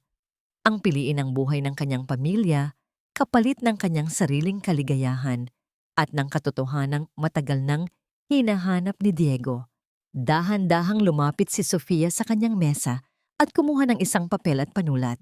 Ang bawat salitang isusulat niya ay tila ba isang patalim na hihiwa sa puso ni Diego, ngunit kailangan niya itong gawin upang protektahan ang lahat. Patawarin mo ako, Diego. Teutaw ni Sofia habang ang kanyang panulat ay nagsisimulang gumuhit ng mga kasinungalingang dudurog sa kanilang dalawa. Sa labas, ang hangin ay mas lalong lumakas, tila ba nakikiramay sa isang pusong pilit na pinapatay ang sariling liwanag upang iligtas ang iba. Ang lihim ng preno ay mananatiling isang lihim at ang Hacienda de Dolores ay muling babalik sa pagiging isang lugar ng walang katapusang pighati. Kailangan ko lang ang pera mo, Diego. Akala mo ba talaga ay mamahalin ko ang isang lalaking puno ng sugat at multo ng nakaraan? Ang mga salitang ito ay tila ba mga patalim na dahan-dahang hinihiwa ang bawat hibla ng katahimikan sa loob ng Hacienda de Dolores. Habang binibigkas ni Sofia ang mga ito, ang kanyang mga daliri ay mahigpit na nakakapit sa strap ng kanyang luma at kupas na bag. Sa loob ng bag na yon ay nakatago ang gintong Rolex ni Diego, isang bagay na kinuha niya hindi dahil sa kasakiman, kundi dahil sa utos ni Doña Carmen upang tuluyan siyang kamuhian ng lalaki. Ang bawat hininga ni Sofia ay may kasamang hapdi sa kanyang lalamunan. Gusto niyang sumigaw, gusto niyang lumuhod at sabihin ang totoo. Ngunit ang imahe ni Mia na nasa panganib ay tila ba isang aninong nakabantay sa kanyang bawat galaw. Ang sakripisyong ito ay hindi lamang para sa kanyang pamilya. Ito ay para sa kaligtasan ni Diego mula sa katotohanang baka pumatay sa kanya. Ano ang sinabi mo? Ang boses ni Diego ay pabulong lamang, ngunit puno ito ng isang uri ng sakit na mas matindi pa kaysa sa galit. Nakatayo si Diego sa gitna ng hagdanan, suot ang kanyang simpleng pambahay na damit. Ang kanyang mga mata, na kagabi lamang ay puno ng pag-asa, ay ngayon ay nanlalaki sa gulat at pagtataka. Ang liwanag ng buwan na pumapasok sa malaking bintana ay nagpapakita ng kanyang biglang pagputla. Narinig mo ako, Don Diego. Masyado kang naging madaling mauto. Patuloy ni Sofia pilit na pinapatigas ang kanyang mukha kahit na ang kanyang puso ay tila ba dinudurog ng isang dambuhalang bato. Akala mo ba ay sapat na ang sinigang at ang pakikinig sa kwento ng buhay mo para mahalin kita? Kailangan ko ng pera para sa anak ko. At ngayong nakuha ko na ang gusto ko mula sa iyo at sa ina mo, wala na akong dahilan para manatili pa sa malungkot na lugar na ito. Sofia, tumingin ka sa akin. Sabihin mong nagsisinungaling ka. Wika ni Diego habang dahan-dahang bumababa ng hagdan. Ang bawat hakbang niya ay tila ba isang paghiling ng pagkakataon. Ang mga mata mo kagabi habang yakap mo ako. Hindi yun pagsisinungaling. Ang mga mata ay pwedeng dayain, Diego. Gaya ng ginawa ko. Ganti ni Sofia. Kinuha niya ang gintong Rolex mula sa kanyang bag at ipinakita ito sa lalaki. Kinuha ko na rin ito bilang dagdag na bayad sa pagtitiis ko sa'yo. Masyado kang nakakaawa para hindi nakawan. Isang nakabibinging katahimikan ang bumalot sa kanila. Nakita ni Sofia ang pagbagsak ng mga balikat ni Diego. Ang lalaking tila nagsisimula pa lamang tumayo mula sa 15 taon na pagkakadapa ay muling itinulak pababa sa putikan. Ang sakit na rumihistro sa mukha ni Diego ay isang bagay na habang buhay na dadalhin ni Sofia sa kanyang konsensya. Umalis ka na. Ang boses ni Diego ay biglang naging malamig. Malamig pa kaysa sa mga pader ng hacienda. Don Diego, subok ni Sofia, ngunit pinatigil siya ng isang marahas na kumpas ng kamay ni Diego. Sabi ko, umalis ka na. Sigaw ni Diego. Ang kanyang boses ay yumanig sa buong mansyon, sapat upang magising ang mga katulong at ang matandang tagapamahala na si Manong Jose. Huwag na huwag ka nang babalik dito at huwag mo nang asahan na hahabulin pa kita. Magsama kayo ng pera mo sa impyerno. Kinuha ni Diego ang kanyang pitaka at inilabas ang lahat ng perang papel na naroon. Sa isang marahas na galaw, isinaboy niya ang mga ito sa mukha ni Sofia. Ang mga perang papel ay dahan-dahang lumipad sa hangin bago lumapag sa malamig na sahig. Iyan, kunin mo lahat. Yan naman ang habol mo, di ba? Hayan ang kabayaran ng panloloko mo. Bulyaw ni Diego, bago tumalikod at mabilis na umakyat sa itaas, na tila ba ayaw na niyang makita kahit ang anino ng dalaga. Dahan-dahang lumuhod si Sofia sa sahig upang pulutin ang mga pera. Hindi dahil sa gusto niya ito, kundi dahil ito ang bahagi ng kanyang papel bilang kontrabida sa buhay ni Diego. Sa gitna ng kanyang pagpulot, napansin niya ang isang 500 pisong papel na may basang mantsa.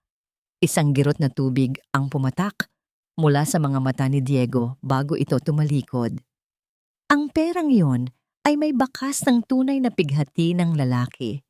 Maingat na itinago ni Sofia ang perang may luha sa kanyang bulsa, hindi para gastusin, kundi upang maging paalala ng isang pag-ibig na kailangan niyang patayin upang mabuhay ang iba. Habang naglalakad palabas ng mansyon, nadaanan ni Sofia si Manong Jose na nakatayo sa isang madilim na sulok ng pasilyo. Ang matanda ay hindi nagsasalita, ngunit ang kanyang mga mata ay nanunuri. Tiningnan niya ang bag ni Sofia at ang mukha ng dalaga na puno ng luha, ngunit pilit na nagpapakita ng kawalang pakialam. May isang bahagi ng titig ni Manong Jose na tila nagsasabing alam niyang may mali sa lahat ng ito. Mag-iingat ka sa biyahe mo, Sofia. Ang ulan ay hindi tumitigil para sa mga taong nagmamadali. Makahulugang wika ni Manong Jose bago ito dahan-dahang tumalikod. Paglabas ni Sofia sa tarangkahan ng hasyenda, isang kulay itim na sasakyan ang naghihintay sa kanya sa ilalim ng ulan. Ang driver ay isa sa mga tauhan ni Doña Carmen. Sumakay si Sofia sa loob. Ang kanyang katawan ay tila ba isang walang buhay na kahoy. Habang umaandar ang sasakyan papalayo sa Hacienda de Dolores, tiningnan ni Sofia ang huling sulyap sa mansyon mula sa rearview mirror. Ang liwanag sa kwarto ni Diego ay biglang namatay, na nagpapahiwatig na ang lalaki ay muling nabaon sa kadiliman. Isang kadilimang si Sofia mismo ang gumawa. Sapat na ba ang sakripisyong ito upang iligtas si Mia? O ang ginawa ni Sofia ay simula lamang ng isang mas malaking bagyo na wawasak sa lahat ng kanyang minamahal? Ang bawat patak ng ulan sa bintana ng sasakyan ay tila ba naging mga bulong ng pagsisisi. Patawarin mo ako, Diego. Sana balang araw ay malaman mo na ang bawat sugat na ibinigay ko sa iyo ay mas masakit pa sa bawat saksak sa aking sariling puso. Sa dulo ng daan, ang lungsod ng Maynila ay naghihintay, punong-puno ng mga lihim at panganib na hindi pa tapos maningil. Hindi lahat ng pagbabalik ay may kasamang yakap. Minsan, ang pagsalubong ay isang malupit na sampal ng katotohanan. Pagbaba ni Sofia sa kanto ng kanilang eskinita, ang amoy ng kanal at naghalong usok ng mga sasakyan ang sumalubong sa kanya. Malayo sa bango ng mga bulaklak at sariwang hangin sa Hacienda de Dolores. Bit-bit ang kanyang kupas na bag. Dahan-dahan siyang naglakad patungo sa kanilang barong-barong. Ang bawat hakbang niya ay tila ba may nakakabit na mabigat na kadena. Hayan na pala ang nagmagaling na kapatid ko. Nasaan ang pera? Nasaan ang mga alahas na ipinangako mo? Ang boses ni Elsa ay agad na pumailan lang pagkabukas pa lang ni Sofia ng pinto. Hindi pa man nakakapasok ng tuluyan si Sofia, marahas nang hinablot ni Elsa ang kanyang bag.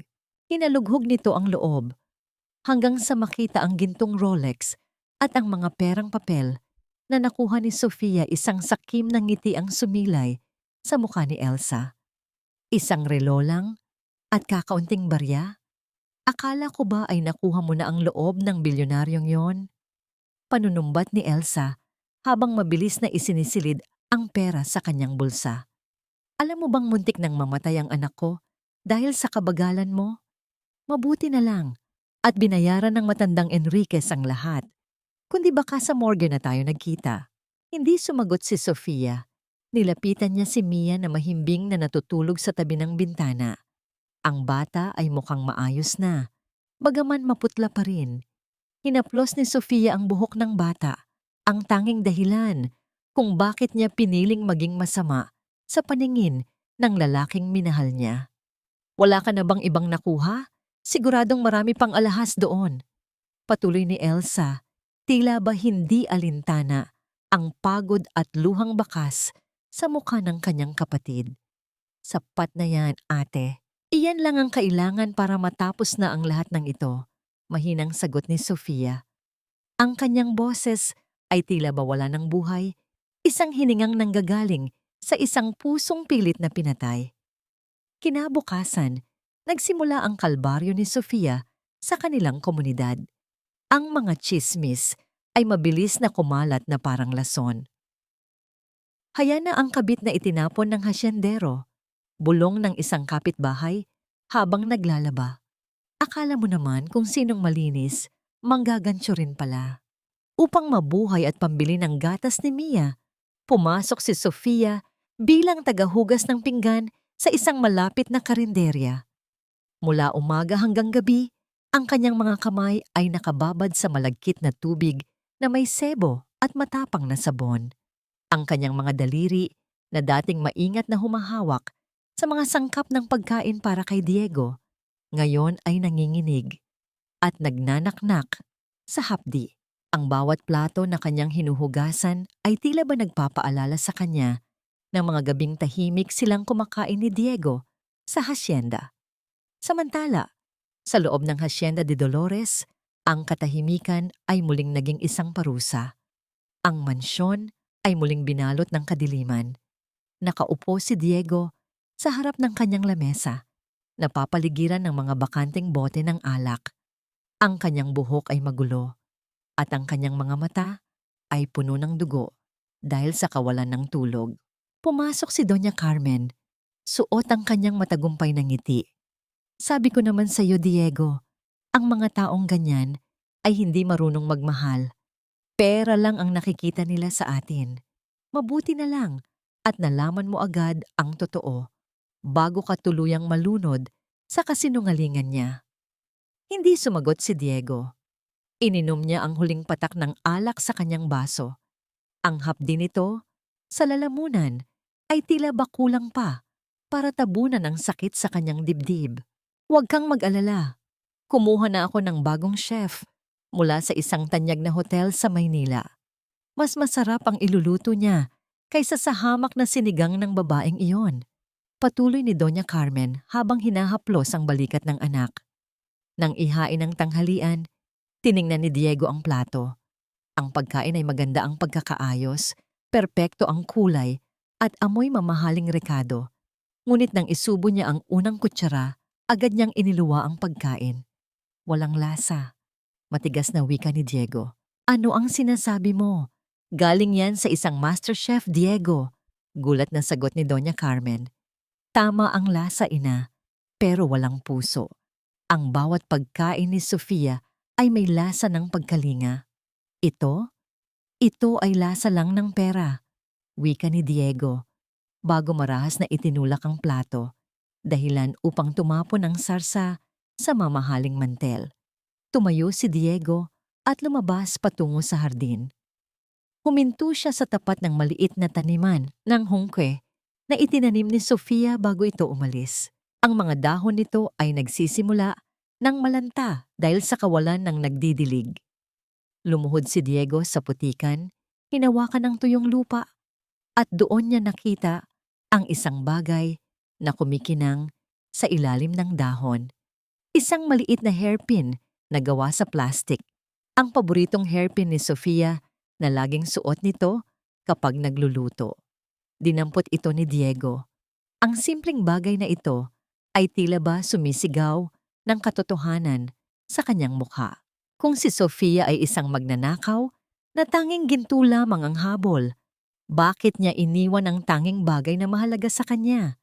At bakit ang isang babaeng nagpapanggap lamang ay magtatanim ng mga halaman na nangangailangan ng mahabang panahon para tumubo at mapakinabangan?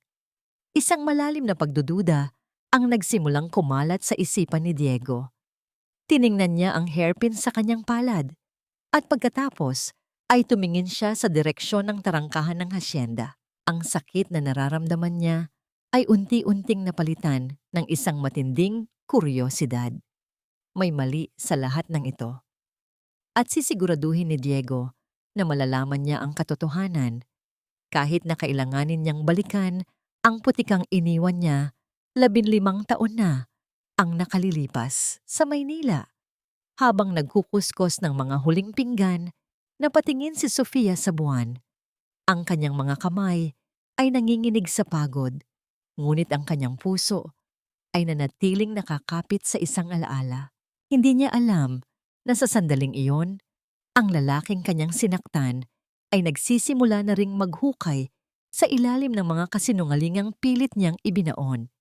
Ang laban ay hindi pa tapos. Ang bawat patak ng pawis ni Sofia sa maruming karinderya ay magiging mitya ng isang pagbabagong hindi inaasahan ni Doña Carmen. Ang bawat hibla ng katotohanan ay tila isang sinulid na dahan-dahang humihila. Sa akin, pabalik sa'yo, Sofia. Hindi na nagawang uminom muli ni Diego. Sa gitna ng kanyang silid, nakatitig siya sa gintong kahon ng Rolex na ibinigay sa kanya ni Manong Jose. Ang relo ay hindi kailanman ninakaw ni Sofia. Natagpuan ito ng matandang tagapamahala sa ilalim ng unan sa silid ng dalaga bago ito tuluyang umalis. Isang dambuhalang kasinungalingan ang lahat. Isang masakit na dula-dulaan na si Sofia mismo ang bida, ngunit ang direktor ay walang iba kundi ang sarili niyang ina. Dala ng isang matinding kuryosidad at namumuong galit, mabilis na nagmaneho si Diego patungo sa Maynila. Hindi siya gumamit ng driver.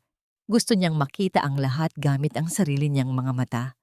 Matapos ang ilang oras na paghahanap sa mga eskinita ng tondo, narating niya ang isang maliit at madilim na karinderya. Mula sa loob ng kanyang sasakyan, nakita ni Diego si Sofia. Ang dalaga ay lalong pumayat. Ang kanyang suot na t-shirt ay kupas na at may mga butas. Nakita ni Diego kung paano sigawan si Sofia ng may-ari ng karinderya dahil lamang sa isang nabasag na platito. Nakita niya kung paano yumuko ang dalaga, hindi para lumaban, kundi para pulutin ang mga piraso ng porselana habang ang kanyang mga kamay ay nanginginig sa pagod.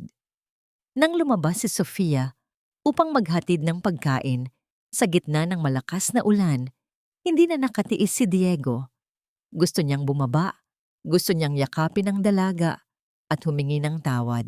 Ngunit tumigil siya nang makita ang sapatos ni Sofia.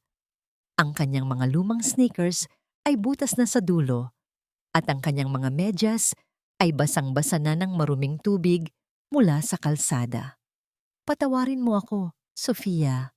Pinangako kong poprotektahan kita, pero hinayaan kong maranasan mo muli ang impyernong ito. Teutaw ni Diego habang ang kanyang kamao ay humahampas sa manibela ng sasakyan. Isang pangako ang nabuo sa kanyang puso. Muling magiging pula ang alpombra sa ilalim ng mga paa ni Sofia. Sa halip na lapitan si Sofia, nagpasya si Diego na hanapin si Elsa. Alam niyang ang kapatid ni Sofia ang susi sa lahat. Natagpuan niya si Elsa sa isang madilim na pasugalan sa likod ng palengke. Ang babae ay masayang tumatawa habang itinataya ang mga perang papel na pamilyar kay Diego. Ang mga perang isinaboy niya sa mukha ni Sofia noong gabing iyon. Pumasok si Diego sa loob ng pasugalan. Ang kanyang presensya ay tila ba isang dambuhalang bagyo na nagpatahimik sa lahat ng mga naroon. Ang bawat hakbang ng kanyang mamahaling sapatos ay tila ba isang tunog ng paparating na panganib. Don Diego, gulat na wika ni Elsa, habang mabilis na itinatago ang mga pera sa kanyang bulsa. Ano? Ano pong ginagawa niyo rito? Naghahanap po ba kayo ng laro? Naghahanap ako ng katotohanan, Elsa. At sisiguraduhin kong hindi ka makakalabas sa pintuang yon hanggat hindi mo sinasabi sa akin ang lahat. Matigas na wika ni Diego. Hinawakan niya ang balikat ni Elsa nang may di matatawarang diin, sapat upang manginig ang babae sa takot. Dinala ni Diego si Elsa sa isang sulok. Saan galing ang pera mo? At bakit pumayag si Sofia na magmukhang magnanakaw para lang makaalis sa hasyenda? Dahil sa takot sa kapangyarihan ni Diego, mabilis na gumuho ang tapang ni Elsa. Patawad po, Don Diego. Pinilit lang kami ni Doña Carmen. Sabi niya, papatayin niya ang anak ko, si Mia, kapag hindi umalis si Sofia. Sabi niya, Kailangang kamuhian mo si Sofia para tuluyan mo na siyang makalimutan. At ang pera? Tanong ni Diego. Ang kanyang boses ay nanginginig na sa matinding galit. Binigyan niya ako ng pera para manahimik. Si Sofia, wala siyang kinuha kahit isang sentimo. Nagtatrabaho siya ngayon ng doble kayod para lang sa gamot ni Mia dahil lahat ng binigay niyo ay kinuha ko para pambayad sa utang ko sa sugal. Pag-amin ni Elsa habang umiiyak. Ang bawat salita ni Elsa ay tila ba isang saksak sa puso ni Diego. Ang sakripisyo ni Sofia ay higit pa sa kaya niyang isipin. Habang siya ay naglalasing at nagmumukmok sa hasyenda, si Sofia ay nakikipaglaban sa gutom at kahihiyan para lamang iligtas ang pamilya nito at para na rin protektahan si Diego mula sa puot ng sarili nitong ina. Umalis ka na sa harap ko bago pa kita maipakulong. Wika ni Diego, ang kanyang boses ay puno ng puot. Bumalik si Diego sa kanyang sasakyan, ngunit hindi siya pumunta kay Sofia. May isa pa siyang dapat gawin. Kailangan niyang harapin ang tunay na kalaban. Narating niya ang mansyon ng mga Enriquez sa Forbes Park nang maghahating gabi na. Alam niyang wala roon si Doña Carmen dahil nasa isang charity gala ito. Gamit ang kanyang sariling susi, pumasok si Diego sa loob. Dumiretso siya sa opisina ng kanyang ina. Ang bawat pintuan na kanyang dinaraanan ay tila ba nagpapaalala sa kanya ng mga kasinungalingang itinayo sa loob ng maraming taon. Hinalughog ni Diego ang bawat drawer, bawat folder, hanggang sa makita niya ang isang lumang itim na notebook sa loob ng isang lihim na vault sa likod ng painting.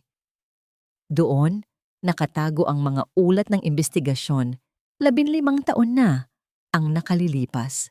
Binasa ni Diego ang bawat pahina. Ang ulat ng pulisya na binayaran, ang testimonya ng Tomay na inutusan ni Doña Carmen na putulin ang kable ng preno ng sasakyan ni Elena. Ang lahat ng ebidensya ng krimen ng kanyang ina ay naroon. Tila ba isang tropeyong itinago sa gitna ng kadiliman. Ina, paano mo ito nagawa? Bulong ni Diego. Ang kanyang mga luha ay nagsimulang pumatak sa mga lumang papel. Hindi lamang si Sofia ang biktima. 15 taon na siyang pinaglalaruan ng sarili niyang ina. Ang kamatayan ni Elena ay hindi isang aksidente. Ito ay isang pagpaslang. At ang lahat ng pighati na kanyang naramdaman ay bunga lamang ng isang malupit na plano. Sa gitna ng kanyang pagbabasa, narinig ni Diego ang tunog ng sasakyan ni Doña Carmen na dumarating sa labas. Ang bawat tunog ng pagpatay ng makina ay tila ba isang hiyaw ng pagsisimula ng isang digmaan. Itinago ni Diego ang mga dokumento sa loob ng kanyang damit.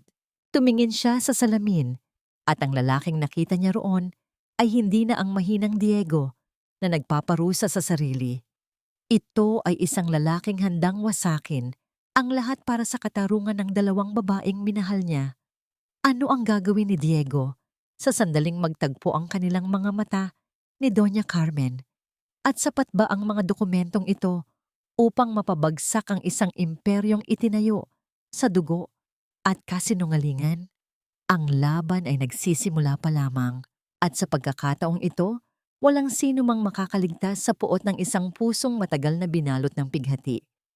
Ang bawat hakbang ng mamahaling takong ni Doña Carmen sa marmol na sahig ay tila ba isang tunog ng hatol na papalapit sa silid kung saan naghihintay ang katotohanan. Pumasok si Doña Carmen sa kanyang opisina. Suot pa rin ang kanyang kulay pilak na gown mula sa charity gala. Ang bango ng kanyang mamahaling pabango ay humalo sa amoy ng lumang papel at alikabok sa loob ng silid. Ngunit napatigil siya nang makita ang anyo ng isang lalaking nakaupo sa kanyang silya. Kalahati ng muka ay natatakpan ng dilim. Diego? Bakit ka narito sa ganitong oras? Akala ko ba ay nasa hasyenda ka at nagmumukmok pa rin dahil sa babaeng yon? Tanong ni Doña Carmen. Pilit na itinatago ang kaba sa kanyang boses habang binubuksan ng ilaw sa kanyang lamesa. Hindi sumagot si Diego. Sa halip, dahan-dahan niyang inilapag sa ibabaw ng lamesa ang itim na notebook at ang mga ulat ng pulisya na nakuha niya mula sa vault. Ang bawat pahina ay tila ba isang laso na nakumalat sa pagitan nilang mag-ina. 15 taon, ina. 15 taon niyo akong hinayaang mabuhay sa impyerno ng sarili kong pagsisisi. Hinayaan niyo akong maniwala na ako ang pumatay kay Elena. Wika ni Diego. Ang kanyang boses ay sobrang hina, ngunit punong-puno ng matinding puot. Namutla si Doña Carmen. Nanginig ang kanyang mga kamay habang hawak ang mga dokumento. Diego, makinig ka. Ginawa ko lang yun para sa'yo. Hindi karapat-dapat ang babaeng yun sa apelyido natin. Wawasakin niya ang buhay mo. Ginawa mo yun para sa akin? Malamig na sagot ni Diego. Ina, muntik na akong mamatay dahil sa ginawa mo. Alam mong ako ang gagamit ng sasakyan. Pinakialaman mo ang preno. Hindi mo lang siya inilagay sa panganib, pati ako. Lahat para lang sa dangal na pinipilit mong ipagtanggol. Sigaw ni Diego habang tumatayo at hinahampas ang lamesa. Hindi ko binalak na saktan ka. Ang utos ko ay siguraduhing mawawala siya sa buhay mo. Giit ni Doña Carmen, ang kanyang boses ay naging matinis at puno ng desperation. Lahat ng mga Enriquez ay may sakripisyong ginagawa. Ang ginawa ko ay para sa proteksyon ng ating imperyo. Isang mapait na tawa ang kumawala kay Diego. Imperyo? Ang imperyong itinayo mo sa dugo ng isang inosenteng babae. At ang ginawa mo kay Sofia, ang pagbabanta sa buhay ng isang batang may sakit para lang paalisin siya. Iyon ba ay para sa akin din? Natahimik si Doña Carmen. Nakita niya sa mga mata ng kanyang anak na wala na siyang kawala. Ang lahat ng kanyang pagmamanipula sa loob ng maraming taon ay tila ba isang kastilyong buhangin na gumuho sa isang iglap. Alam ko na ang lahat, ina. Alam ko ang bawat dumi ng kamay mo. Patuloy ni Diego habang kumukuha ng isang pluma. Simula ngayong gabi, hindi mo na ako anak at hindi na kita ina. Kinuha ni Diego ang isang dokumento ng pagtalikod sa mana o waiver of inheritance na matagal na niyang inihanda, ngunit ngayon lamang niya lalagdaan. Sa isang mabilis at matatag na pagkumpas, isinulat niya ang kanyang pangalan sa dulo ng papel. Ang bawat titik ay tila ba isang pagputol sa kadenang nagtali sa kanya sa pamilyang Enriquez. Iyan! Hayan ang imperyong gusto mong protektahan. Iyong-iyo na ang lahat ng pera, lahat ng lupain, at lahat ng kapangyarihan. Bulyaw ni Diego habang itinatapon ang papel sa mukha ni Doña Carmen. Pero tandaan mo ito, mamatay kang mag-isa sa loob ng mansyong ito. Dahil ang tanging taong nagmahal sa'yo ng totoo ay kinalimutan mo na. Diego, bumalik ka rito. Hindi mo pwedeng gawin ito sa akin. Sigaw ni Doña Carmen habang hinahabol ang kanyang anak. Ngunit huli na ang lahat. Lumabas si Diego ng mansyon nang hindi lumingon. Sa labas, ang ulan ay patuloy na bumubuhos. Tila ba isang paglilinis sa lahat ng dumi na kanyang iniwan. Hinubad niya ang kanyang mamahaling relo at itinapon ito sa damuhan. Hindi na siya ang Don Diego Enriquez. Siya na ngayon ay isang lalaking malaya. Bit-bit ang katotohanan at ang pagnanais na bawiin ang nag-iisang babaeng naging liwanag sa kanyang dilim. Habang naglalakad sa gitna ng ulan, naramdaman ni Diego ang isang kakaibang gaan sa kanyang dibdib. Ang 15 taon na parusa ay natapos na. Ngunit bago siya pumunta kay Sofia, kailangan niyang ayusin ang lahat. Kailangan niyang siguraduhin na ang katarungan para kay Elena ay makakamit. At ang kaligtasan ni Sofia ay hindi na muling mababantaan. Sa loob ng opisina, naiwang mag-isa si Doña Carmen. Napaupo siya sa sahig. Ang kanyang mga hiyas ay hindi na nakapagbigay ng liwanag sa kanyang madilim na anyo. Ang katahimikan ng mansyon ay tila ba naging isang dambuhalang multo na bumabalot sa kanya. Lahat ng kanyang pinaghirapan ay wala ng saysay dahil ang kanyang anak ay tuluyan ng kumawala sa kanyang mga kamay. Isang malakas na tunog ng sirena ng pulisya ang narinig mula sa malayo, papalapit sa Forbes Park. Alam ni Diego na ang mga dokumentong iniwan niya sa lamesa ay sapat na upang mabuksan muli ang kaso ni Elena. Ang batas ay hindi na makakatakas at ang reyna ng mga Enriquez ay malapit nang bumagsak mula sa kanyang trono. Ngunit ang isipan ni Diego ay nasa ibang lugar na. Sa gitna ng dilim at ulan, ang tanging nakikita niya ay ang mukha ni Sofia, ang babaeng handang magsakripisyo ng lahat para sa kanya. "Hintayin mo ako, Sofia. Parating na ako." Bulong ni Diego sa hangin habang mabilis na sumasakay sa kanyang sasakyan. Ngunit sa kabilang dako ng Maynila, sa loob ng madilim na karinderya, isang grupo ng mga kalalakihan na may mga takip sa mukha ang pumasok sa loob. Ang ingay ng mga silya na itinutulak at ang hiyaw ni Sofia ay bumasag sa katahimikan ng gabi. Ang huling laban ay hindi pa tapos at ang panganib ay mas malapit kaysa sa inaasahan ni Diego. Ang bawat patak ng ulan sa labas ng karinderya ay tila ba naging mga tunog ng paparating na panganib na hindi kayang iwasan ni Sofia. Sa loob ng madilim na kusina, pinaliligiran si Sofia ng 3 lalaking amoy alak at sigarilyo. Ang kanilang mga anino ay mahahaba at nakakatakot sa ilalim ng nag-iisang bumbilyang kumukurap-kurap. Ang isa sa kanila ay may hawak na matalas na patalim, habang ang isa naman ay marahas na hinawakan ng buhok ni Sofia. Pilit itong pinapatayo mula sa kanyang pagkakaluhod. "Nasaan ang ginto, Sofia? Alam naming ninakawan mo ang mga Enriquez. Ibigay mo sa amin ang relo kung gusto mo pang makitang buo ang mukha ng pamangkin mo." Bulyaw ng lalaking may hawak sa kanya. "Wala sa akin ang relo. Ibinigay ko na kay Elsa. Pakiusap, pakawalan niyo na ako." Iyak ni Sofia, ang kanyang mga luha ay humahalo sa dumi at pawis sa kanyang mukha. "Huwag mo kaming lokohin. Alam naming itinago mo ang malaking bahagi ng pera." Isang malakas na sampal ang dumapo sa pisngi ni Sofia, dahilan upang tumalsik siya sa gilid ng mga hugasin. Ang tunog ng mga plastik na planggana na nagbagsakan ay tila bahiyaw ng kanyang sariling pighati. Ngunit bago pa man muling makalapit ang lalaki, isang malakas na tunog ng pag-atake ng bakal sa pintuan ang narinig. Ang pintuang gawa sa yero ay tila ba nayupi sa isang dambuhalang puwersa mula sa labas. Sa gitna ng usok at ulan, pumasok si Diego.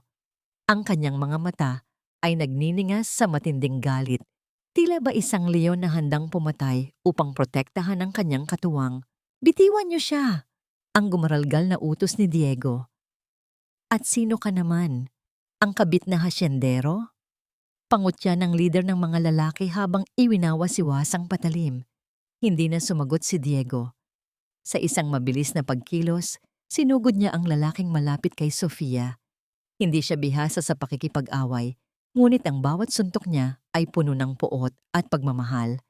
Tinanggap ni Diego ang isang saksak sa kanyang balikat para lamang hindi tamaan si Sofia. Ang hapdi ng talim sa kanyang balat ay tila ba wala lang kumpara sa sakit na naramdaman niya noong gabing itaboy niya ang dalaga. Nagkagulo sa loob ng maliit na karinderya.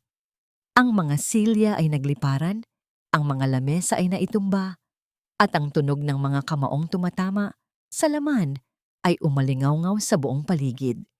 Sa kabila ng kanyang mga sugat, nanatiling nakatayo si Diego sa harap ni Sofia. Tila ba isang pader na bakal na hindi pwedeng tinitibag. Isang malakas na tunog ng sirena ng pulisya ang biglang bumasag sa kaguluhan. Ang mapula at asul na ilaw ay tumama sa mga bintana. Ang mga pulis na tinawagan ni Diego bago siya dumating ay mabilis na pumasok at tinalian ang mga kalalakihan. Sa isang sulok, nakita ni Sofia si Elsa na pilit ding tumatakas, ngunit nahuli rin ng mga awtoridad dahil sa pakikipagsabuatan sa mga kriminal. Nang tumigil ang lahat, dahan-dahang napaupo si Diego sa sahig, hawak ang kanyang duguang balikat. Mabilis na lumapit si Sofia sa kanya. Ang kanyang mga kamay ay nanginginig, habang pilit na pinipigilan ang pag-agos ng dugo mula sa sugat ng lalaki. "Don Diego, bakit niyo po ito ginawa? Bakit niyo itinaya ang buhay niyo para sa akin?" Nanginginig na tanong ni Sofia. Ang kanyang mga luha ay bumabasa sa mukha ni Diego. Dahil alam ko na ang lahat, Sofia. Mahinang sagot ni Diego. Ang boses ay puno ng pagod at pagsisisi. Alam ko ang ginawa ni Ina. Alam ko ang sakripisyo mo. Patawarin mo ako dahil naging mahina ako at pinaniwalaan ko ang mga kasinungalingan niya. Hindi po. Ako ang dapat humingi ng patawad. Sinaktan ko kayo, Diego. Akala ko ay iyon ang tanging paraan para maligtas si Mia. Iyak ni Sofia habang isinasandal ang kanyang ulo sa dibdib ng lalaki. Wala nang kailangang humingi ng tawad, Sofia. Tapos na ang lahat. Bulong ni Diego habang dahan-dahang itinataas ang kanyang kaliwang kamay upang haplusin ang pisngi ng dalaga. Wala na si Doña Carmen. Wala na ang mga Enriquez. Tayo na lang dalawa. Sa gitna ng madilim at magulong karinderya, sa ilalim ng kumukurap-kurap na ilaw at sa amoy ng ulan, nahanap nila ang kani-kanilang kapayapaan. Ang bawat sugat sa katawan ni Diego ay tila ba naging mga medalya ng kanyang bagong silang na tapang. Hinila ni Diego si Sofia papalapit sa kanya at idinampi ang kanyang mga labi sa noo ng dalaga. Isang halik na hindi puno ng pagnanasa, kundi puno ng pangako ng proteksyon at pag-ibig na hindi na muling matitibag ng kahit anong yaman o kapangyarihan. Nandito lang ako, Sofia. Hinding-hindi na kita iiwan. Wika ni Diego bago dahan-dahang ipikit ang kanyang mga mata sa gitna ng pagod. Ang tunog ng ulan sa labas ay unti-unting humina. Tila ba nakikiramay sa dalawang pusong sa wakas ay nakauwi na sa isa't isa. Ang Hacienda de Dolores ay isang malayo ng alaala. Ang tanging mahalaga ay ang init ng kanilang mga yakap sa gitna ng malamig na gabi. Ang katarungan ay nakamit na at ang kabanata ng kanilang pagdurusa ay dahan-dahang nagsasara upang bigyang daan ang isang bagong umagang puno ng pag-asa. Ang paglaya ay hindi laging madali. Minsan, kailangang iwanan ang mga bahagi ng ating nakaraan upang makahinga ng maluwag. Lumipas ang ilang buwan mula ng madilim na gabi sa karinderya. Ang bawat sugat sa katawan ni Diego ay dahan-dahang naghilom, ngunit ang mga pilat ay nanatiling paalala ng kanyang bagong simula. Sa loob ng Hacienda de Dolores, ang hangin ay hindi na amoy pighati. Ang bawat sulok ng lupain, na dati ay puno ng tuyong dahon, ngayon ay nabubuhay na muli dahil sa mga bagong tanim na gulay at prutas. Si Diego ay hindi na nagsusuot ng mamahaling suit. Ang kanyang mga kamay ay palaging puno ng putik mula sa pagbubungkal ng lupa at ang kanyang muka ay palaging nasisikatan ng araw. Ang bawat paghampas ng piko sa matigas na lupa ay tila ba isang paraan ng paglilinis sa aking konsensya, wika ni Diego habang nagpupunas ng pawis sa kanyang noo. Sa kabilang dako, si Sofia ay hindi na ang kusinerang laging nakayuko. Sa tulong ni Diego, nakapagtayo siya ng isang maliit na kainan sa tapat ng hasyenda na pinangalanan nilang paghilom. Ang bawat putahing inihahain niya ay hindi na para sa mga taong mapanghusga, kundi para sa mga manggagawang nagugutom at nangangailangan ng init ng tunay na pagkain. Isang araw, nagpasya si Sofia na dalawin ang kanyang kapatid na si Elsa sa kulungan. Ang bawat tunog ng pagpihit ng susi sa rehas ay tila ba isang hiyaw ng nakaraan. Nakita ni Sofia si Elsa na nakaupo sa isang madilim na sulok. Ang kanyang muka ay puno ng pait at pagsisisi. Nandito ka ba para pagtawanan ako, Sofia? Tanong ni Elsa. Ang kanyang boses ay garalgal at puno ng galit. Nandito ako para magpaalam, ate. Mahinang sagot ni Sofia habang inilalagay ang isang maliit na sobre sa ibabaw ng lamesa. Iyan ang huling perang matatanggap mo mula sa akin. Sapat na yan para sa pag-aaral ni Mia habang wala ka. Pero pagkatapos nito, tapos na rin ang utang na loob ko sa'yo. Pinatawad na kita, ate. Pero kailangan ko ring mahalin ang sarili ko. Hindi na hinintay ni Sofia ang sagot ni Elsa. Tumalikod siya ng may paninindigan. Ang bawat hakbang niya palabas ng presinto ay tila ba isang pagputol sa kadenang Matagal nang humihigpit sa kanyang leeg. Samantala, sa Forbes Park, ang balita tungkol kay Doña Carmen ay naging usap-usapan sa buong lungsod. Ang reyna ng mga Enriquez ay kasalukuyang nakaratay sa kanyang kama matapos makaranas ng isang matinding stroke. Ang mansyon na dati ay puno ng mga bisita ay ngayon ay tila ba isang dambuhalang kabaong na ginto. Walang dumadalaw sa kanya. Ang tanging naririnig niya ay ang tunog ng makina na tumutulong sa kanyang paghinga at ang mahinang yabag ng mga katulong na naghihintay na lamang ng kanyang huling sandali. Nakita ni Diego sa pahayagan ang tungkol sa kanyang ina. Tumingin siya sa malayo, sa direksyon ng Maynila, ngunit wala siyang naramdamang galit. Tanging awa lamang para sa isang babaeng naging bihag ng sarili nitong kasakiman. Nagpadala siya ng isang basket ng mga sariwang prutas mula sa hasyenda na may kalakip na maikling sulat. Sana ay mahanap mo rin ang kapayapaang nahanap ko sa putikan. Isang hapon, habang naghahanda si Sofia ng huling order sa paghilom, pumasok si Diego. Ang lalaki ay may dalang isang maliit na bungkos ng mga sariwang bulaklak mula sa kanilang hardin. Lumapit si Diego kay Sofia at inabot ang mga ito. Masyadong masarap ang amoy dito sa paghilom, Sofia.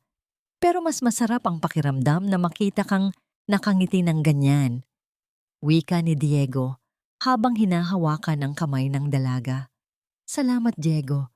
Pakiramdam ko ay ngayon pa lang talaga ako nagsisimulang mabuhay. Sagot ni Sofia.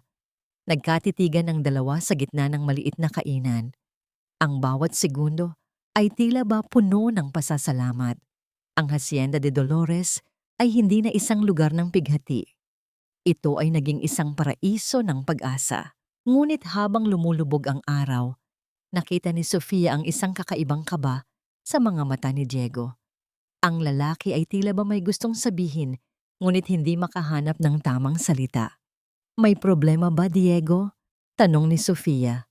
Wala naman. Gusto lang kitang ayayain sa gitna ng hardin mamayang gabi. Mayroon lang akong gustong ipakita sa iyo. Sagot ni Diego nang may misteryosong ngiti. Tumango si Sofia, ang kanyang puso ay nagsimulang tumibok ng mabilis. Alam niyang ang gabing ito ay magiging kakaiba. Ang bawat bituin sa langit ay tila ba naghahanda na rin para sa isang bagong pangako.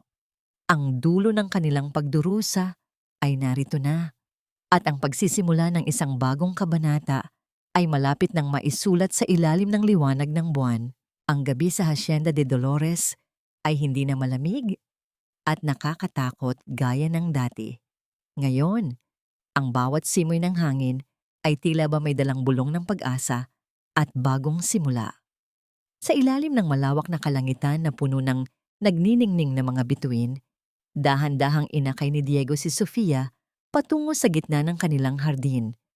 Wala nang mga dambuhalang chandelier, wala nang mga mapanghusgang tingin ng mga don at donya, at wala na ang nakabibinging katahimikan ng pighati. Ang tanging naririnig ay ang mahinang huni ng mga kuliglig at ang kaluskos ng mga dahon sa paligid. Huminto si Diego sa tapat ng isang puno ng nara kung saan ang liwanag ng buwan ay direktang tumatama sa kanila.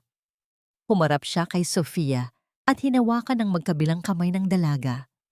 Nararamdaman ni Sofia ang init ng palad ni Diego at ang bahagyang panginginig ng mga daliri nito na tila ba may itinatagong matinding kaba. Sofia, dinala kita rito dahil gusto kong magpasalamat. Panimula ni Diego, ang kanyang boses ay malalim at puno ng emosyon. Salamat dahil hindi mo ako hinayaang mabulok sa sarili kong kadiliman. Salamat dahil tinuruan mo akong muling lasapin ang tamis ng buhay sa gitna ng hirap. Dahan-dahang lumuhod si Diego sa harap ni Sofia. Isang tuhod ang nakalapat sa basang lupa ng hasyenda. Inilabas niya mula sa kanyang bulsa ang isang maliit na bagay. Hindi isang mamahaling kahon ng alahas, kundi isang singsing na tapat at masining na tinitirintas mula sa sariwang damo at maliliit na puting bulaklak ng kalsada. Sofia, hindi na ako ang Don Diego na nakilala mo sa Maynila. Wala na akong mga mansyon, wala na akong mga gintong relo. at wala na akong kapangyarihang mag-utos sa mundo, wika ni Diego habang nakatingala sa mga mata ni Sofia.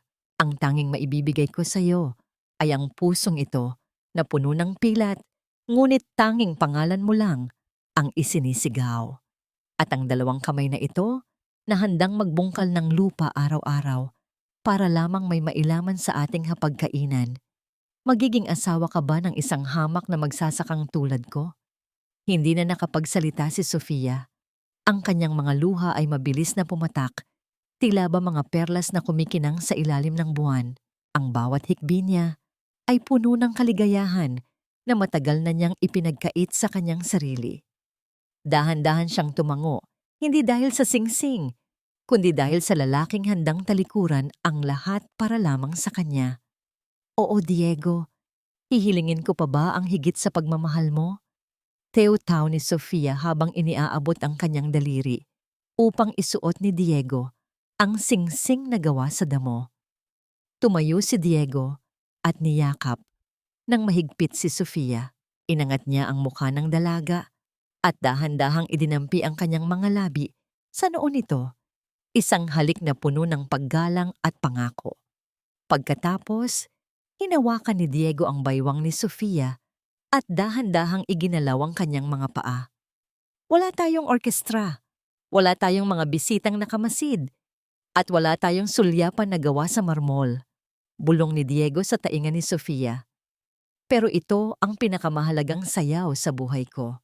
Nagsimulang sumayaw ang dalawa sa gitna ng hardin. Ang bawat hakbang nila sa damuhan ay tila ba isang waltz ng kalayaan. Ang kanilang mga katawan ay magkadikit, dama ang bawat tibok ng puso na sumasabay sa ritmo ng kalikasan. Hindi ito ang sayaw ng paghihimagsik sa Maynila. Ito ay ang sayaw ng pagkakaisa ng dalawang pusong sa wakas ay nahanap na ang kani-kanilang tahanan. Umiikot sila sa ilalim ng liwanag ng buwan. Ang bawat galaw ay puno ng lambing at pag-iingat. Ang tanging ilaw na gabay nila ay ang ningning ng mga bituin at ang kislap ng mga alitap-tap na tila ba sumasali sa kanilang kasiyahan. Sa sandaling iyon, ang Hacienda de Dolores ay tuluyan ng naglaho. Ang tanging nanatili ay ang paraisong sila mismo ang bumuo mula sa mga abo ng kanilang nakaraan. Dahan-dahang huminto ang kanilang pag-ikot.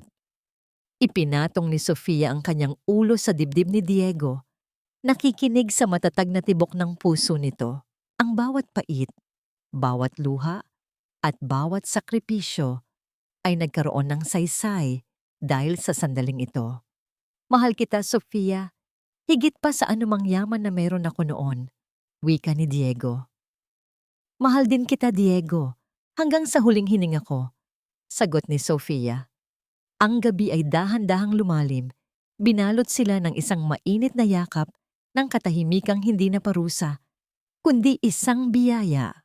Ang huling sayaw ay natapos na, ngunit ang kanilang kwento ay nagsisimula pa lamang sa ilalim ng bagong umagang magdadala ng liwanag sa kanilang buhay.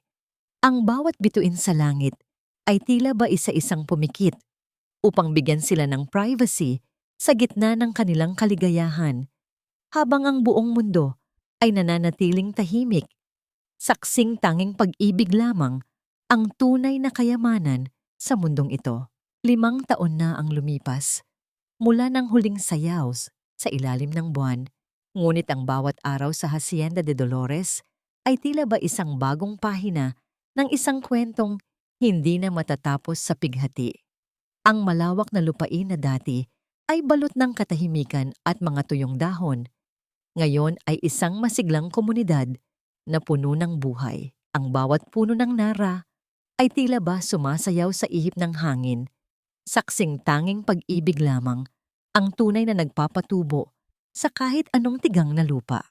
Sa bukana ng hasyenda, matatagpuan ng paghilom, isang malaking kainan na gawa sa kawayan at bato. Hindi na lamang ito isang simpleng kainan. Ito ay naging isang pundasyon para sa mga kababaihang tulad ni Sofia na biktima ng pang-aabuso at kahirapan. Dito, itinuturo ni Sofia ang sining ng pagluluto, hindi lamang upang maglaman ng tiyan, kundi upang muling itayo ang dangal ng bawat babaeng nawalan na ng pag-asa. Mia, dahan-dahan lang sa pagdadala ng mga plato. Baka matapon ang sabaw ng sinigang. Paalala ni Sofia habang nakangiti. Si Mia, na ngayon ay isang masigla at malusog na 11 taong gulang na dalagita, ay mabilis na kumikilos sa pagitan ng mga lamesa. Ang kanyang mga mata ay nagniningning sa kalusugan, malayo sa maputlang bata na dati ay naghihingalo sa gitna ng ulan. Ang sakripisyong ginawa ni Sofia noon ay nagbunga ng isang buhay na ngayon ay puno ng pangarap. Sa kabilang dako ng kusina, isang lalaki ang dahan-dahang pumasok. Bitbit ang isang malaking basket ng mga sariwang kamatis at hungkwe. Si Diego Enriquez, na ngayon ay mas kilala sa tawag na Mang Diego ng mga taga-bukid, ay may mga kamay na magaspang at balat na sunog sa araw. Ngunit ang kanyang mga mata ay wala na ang lamig ng yelo. Tanging init na lamang ng kaligayahan ang makikita rito. Ito na ang huling anihan para sa araw na ito, mahal ko. Wika ni Diego habang inilalapag ang basket at dahan-dahang hinahaplos ang pisngi ni Sofia. Isang mabilis na paghalik sa pisngi ang isinalubong ni Sofia sa kanyang asawa. Ang bawat haplos nila ay may kasamang kasaysayan ng paghilom. Sa gitna ng kanilang abalang buhay, nahanap nila ang kapayapaang hindi kayang bilhin ng kahit anong ginto sa mundo. Kumusta na si Doña Carmen? Ang reyna ng Forbes Park ay nananatiling nakabilanggo sa kanyang sariling katawan sa loob ng malaking mansyon sa Maynila. Bagaman nakaligtas sa stroke, hindi na siya muling nakapagsalita o nakalakad. Ang tanging nag-aalaga sa kanya ay mga bayarang nurse na walang malasakit. Bawat buwan, nagpapadala si Sofia ng mga sariwang prutas at isang maliit na sulat na galing kay Mia.